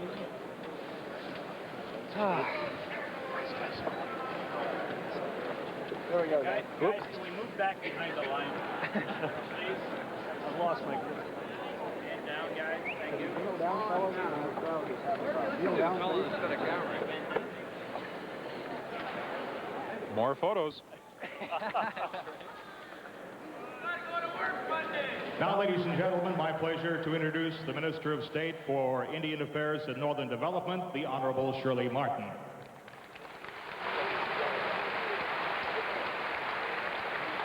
Thanks very much, Mr. Chairman. It's a pleasure for me to be here today to represent my colleague, the Honorable Marcel Denis, the Minister of Youth, Fitness and Amateur Sport. And we've seen all those three things today and this week in Hamilton. I'd like to offer my congratulations to the finalists today and indeed to all of the competitors over this week at this, the premier event in men's curling in Canada, the Labatt Brier.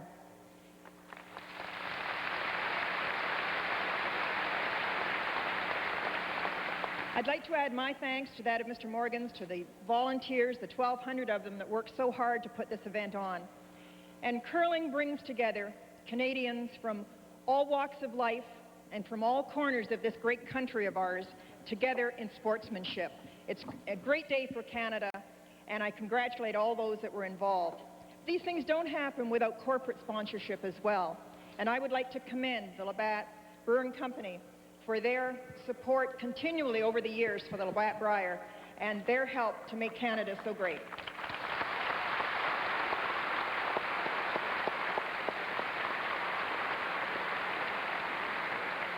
I'm sure that you have all enjoyed the great hospitality that Hamilton is famous for.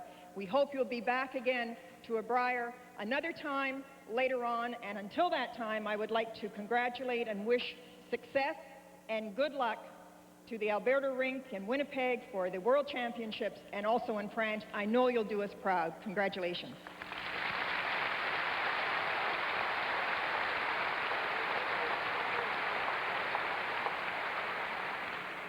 Shirley Martin will present the gold medals now to our championship rink.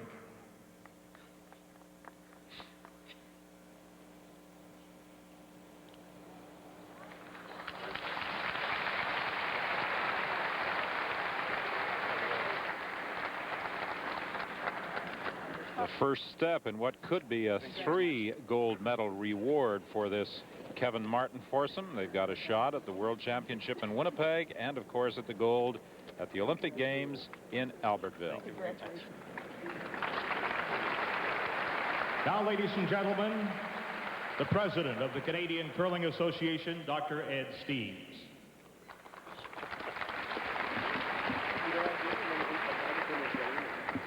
Thank you, Mr. Chairman. Distinguished guests, curlers, ladies and gentlemen. I'd like to take this opportunity to thank Ken Thompson and the 1,200 volunteers who have been so gracious hosts this week. Never has a sport enjoyed such friendship and support as curling has with Labatt's. CCA sincerely thanks our friends at Labatt's for their support in the growth and development of curling.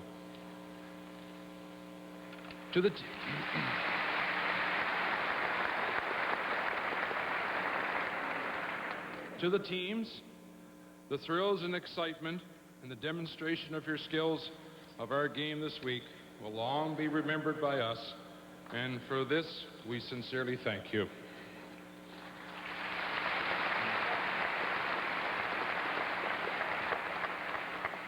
And to the champions, Kevin, you're a proud product of our junior program, and this is where our success lies in the world curling. Your challenges lies ahead. The road to gold in Winnipeg in the 1992 Olympics. Wear Canada's colors proud. You have our total support. Good luck.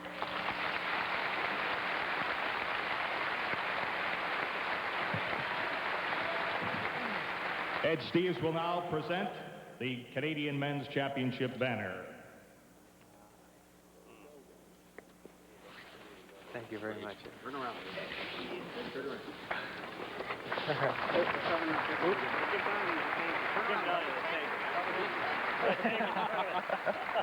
At this time, a man I think we'd like to all hear from. Thank you very much. We introduce now and call on the skip of the champions from Alberta, Kevin Martin. Kevin?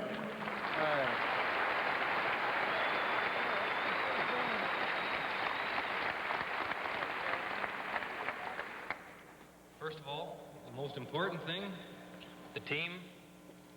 We found out where the weak link was. The guys all won All-Stars. They curled unbelievably in front of me. And thank you very much, you guys. You curled great all week.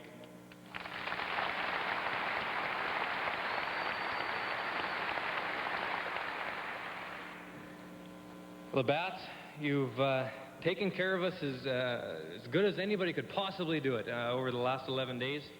It's just been a tremendous event. It's just been perfect. It couldn't be any better.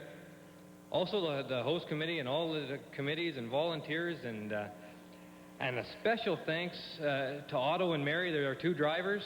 They were absolutely fantastic.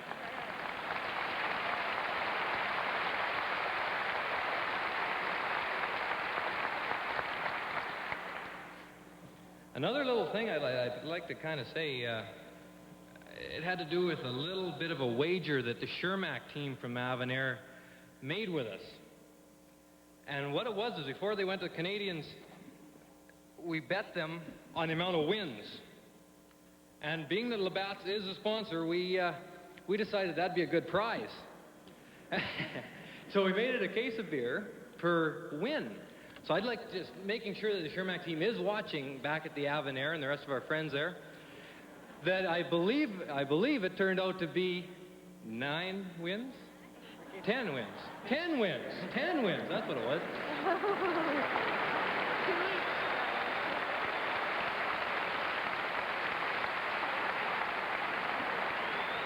we did a little bit of traveling too in around Hamilton, and you know, the city of Hamilton has really done itself proud. Everywhere we went, it was perfect. You know, everywhere it was handshakes and friendly smiles and definite hand to yourselves, the fans in Hamilton. You did terrific.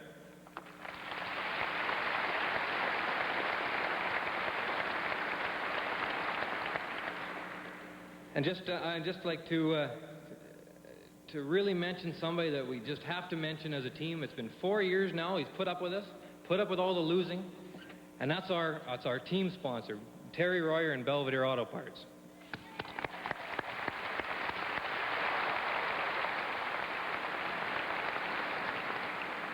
Thanks, guys, and hopefully we can bring the gold away from Winnipeg and play well in the Olympics and make you proud of us.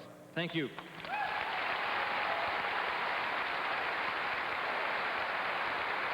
At this time, we would call again on John Morgan to present trophies to our first and second runners-up.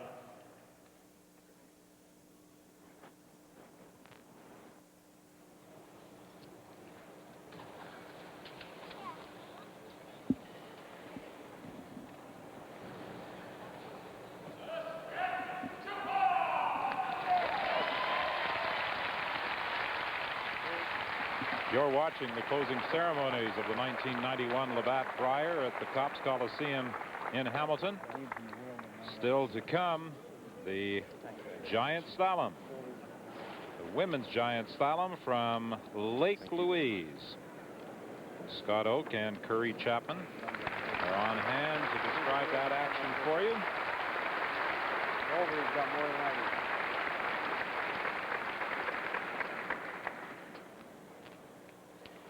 Now the chairman of the Canadian Men's Curling Championship Committee, Don McLeod, will present the silver medals to the first runner-up and the bronze medals to the second runner-up.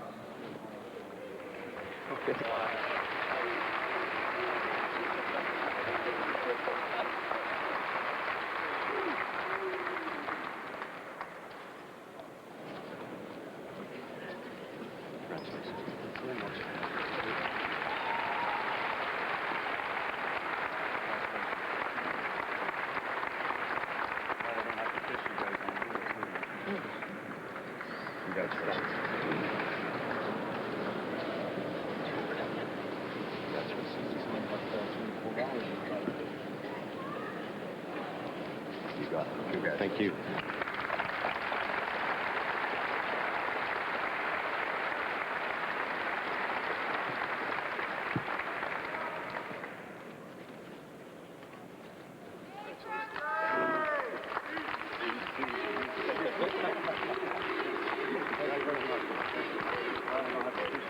You got that right. Thanks a lot. Jerry, who, from where?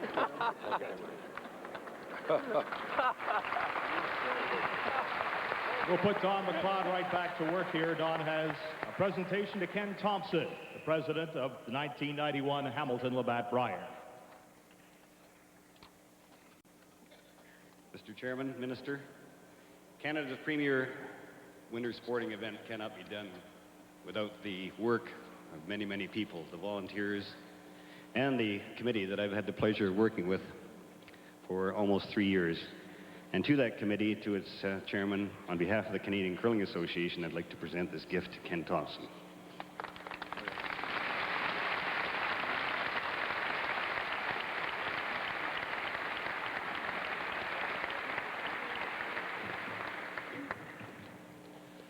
Thank you very much, Don. Distinguished guests, ladies and gentlemen, my nayshares and me, boys and girls. We've worked for about 3 years on this Brier to put the 1991 Labatt Brier together, and I have a lot of people to thank, but I don't have a lot of time to do that, so hold on. First, I'd like to thank the Canadian curling media, my friends on the media bench, the professionals from radio, television, and the print media who bring the developing drama of the Labatt Brier to the curling fans and sports fans throughout the Brier. Yeah, go ahead. Sure.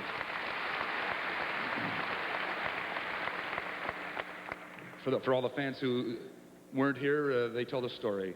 And for the fans who haven't realized that these 8 days in March, known as the Labatt Brier, are the greatest sports and cultural celebration in Canada. The media people help bring that message, and more people are going to learn about the Labatt Brier.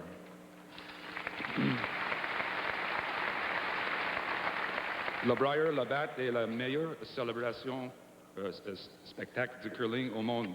And at the Brier, it doesn't matter what language you speak, which not only makes it the best show the sport has got, but also a proud time to be Canadian.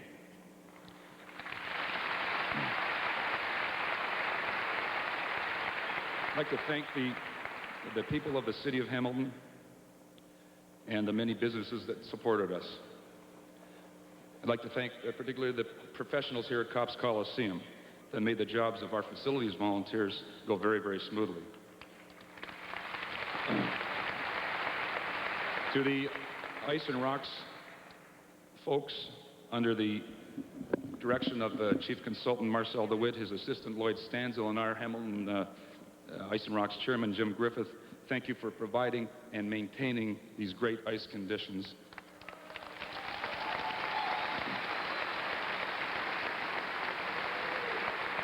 Only with conditions like we had here can we really see the amazing talents of these great curlers, and we thank you for that. We did unfortunately have some ice problems, as you were aware, last Sunday with the freezing rain. We didn't have 6 sheets in Hamilton. We had several 106 sheets of ice. I understand that King Street was running a little slow because of too much pebble, and there was a high spot on Main Street that caused some unpredictable runs. The 12th Labatt Brier is just about complete.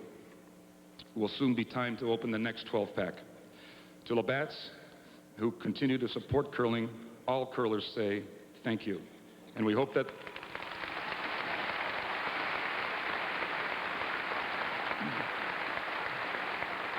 the future will see a continuation of cooperation between Brier volunteer organizations, the Canadian Curling Association, and Labatts. And I'd like to thank the CCA management and staff and the Provincial Curling Association representatives for their great support and help.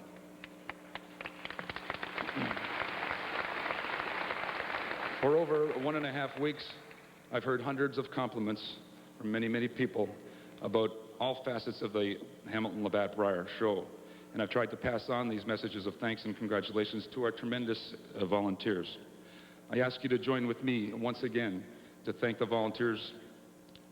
Many of us have grown into our jobs, and some, like me, have grown out of our suits. We've had one great time doing this Brier. So thank you.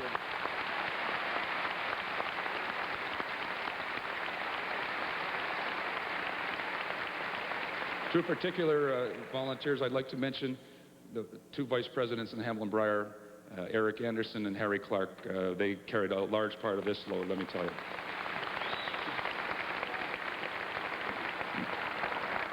I think what we've proven here is that big-time curling indeed can do well in the city of Hamilton in this fantastic arena, and I think it certainly won't be 42 years before some major curling event is back in this building.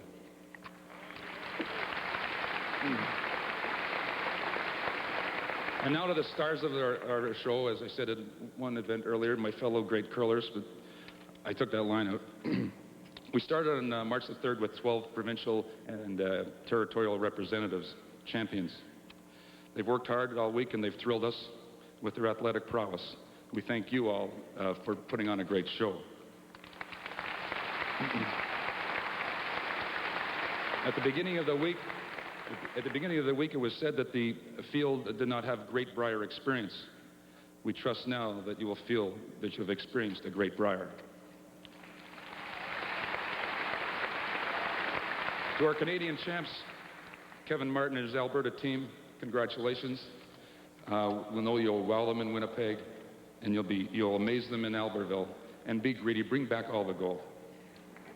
Enfin, mes amis, nous vous remercions pour votre présence And CBC Sports Weekend will continue after we pause for this message.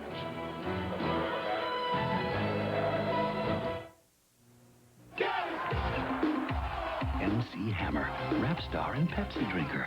Well, today, we secretly replaced his Pepsi with Coke. Let's see what happens. Feelings,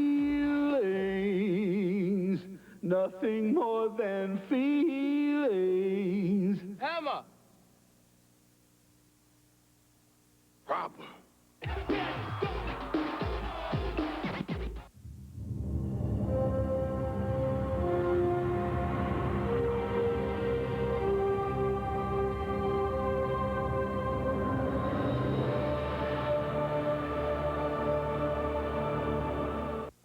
Butterball turkeys, fresh, freezer to oven stuffed, and the traditional turkey for the holidays. Juicy, plump, and tender. Butterball, Canada's favorite turkey. Right now, Mazda has some special values under wrap. Ooh. What's so special? New GST reduced prices, free automatic transmission. Free automatic? Or equivalent value credit of up to $900 on many models. Plus loaded, specially priced special editions like 323, Protégé, all 626, trucks, and MX6. Great spoiler. Thank you. And wait till you see our limited edition MPV and Miata. In British Racing Green. See your Mazda dealer soon, because these special values won't last long.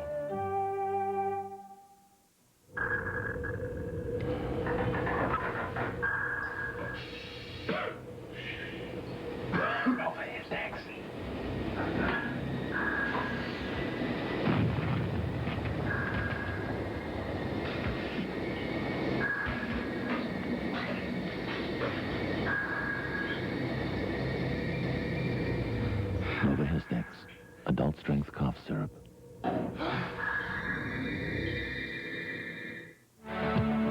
The Labatt Brier on Sports Weekend. Brought to you by Labatt. Across Canada, beer at its best. And by Mazda. It just feels right. So Kevin Martin of Alberta accomplishes what no other curler before him could, adding a Brier to a Canadian Junior Men's Championship as a skip. And now he would like to erase the memory, Don Duguid, of that loss in the World Junior Men's Championship with a victory in the World Championship later this month in Winnipeg. Well, that loss in the junior, Don, will really give him a lot of incentive. And I think he's such an improved curler and an improved team from his junior days. He's just an outstanding team. And as I said earlier, it's going to take an awful good team to beat them. He still is a great shot maker, and the entire rink, for that matter, shot lights out today, as evidenced by the 91% that they recorded in posting an 8-4 win over Randy Woytowich of Saskatchewan. For Colleen Jones and Don Duguid, I'm Don Whitman saying goodbye from Hamilton, and now back to Ken Daniels at Sports Weekend Control. Thank you very much to you all, and of course we will have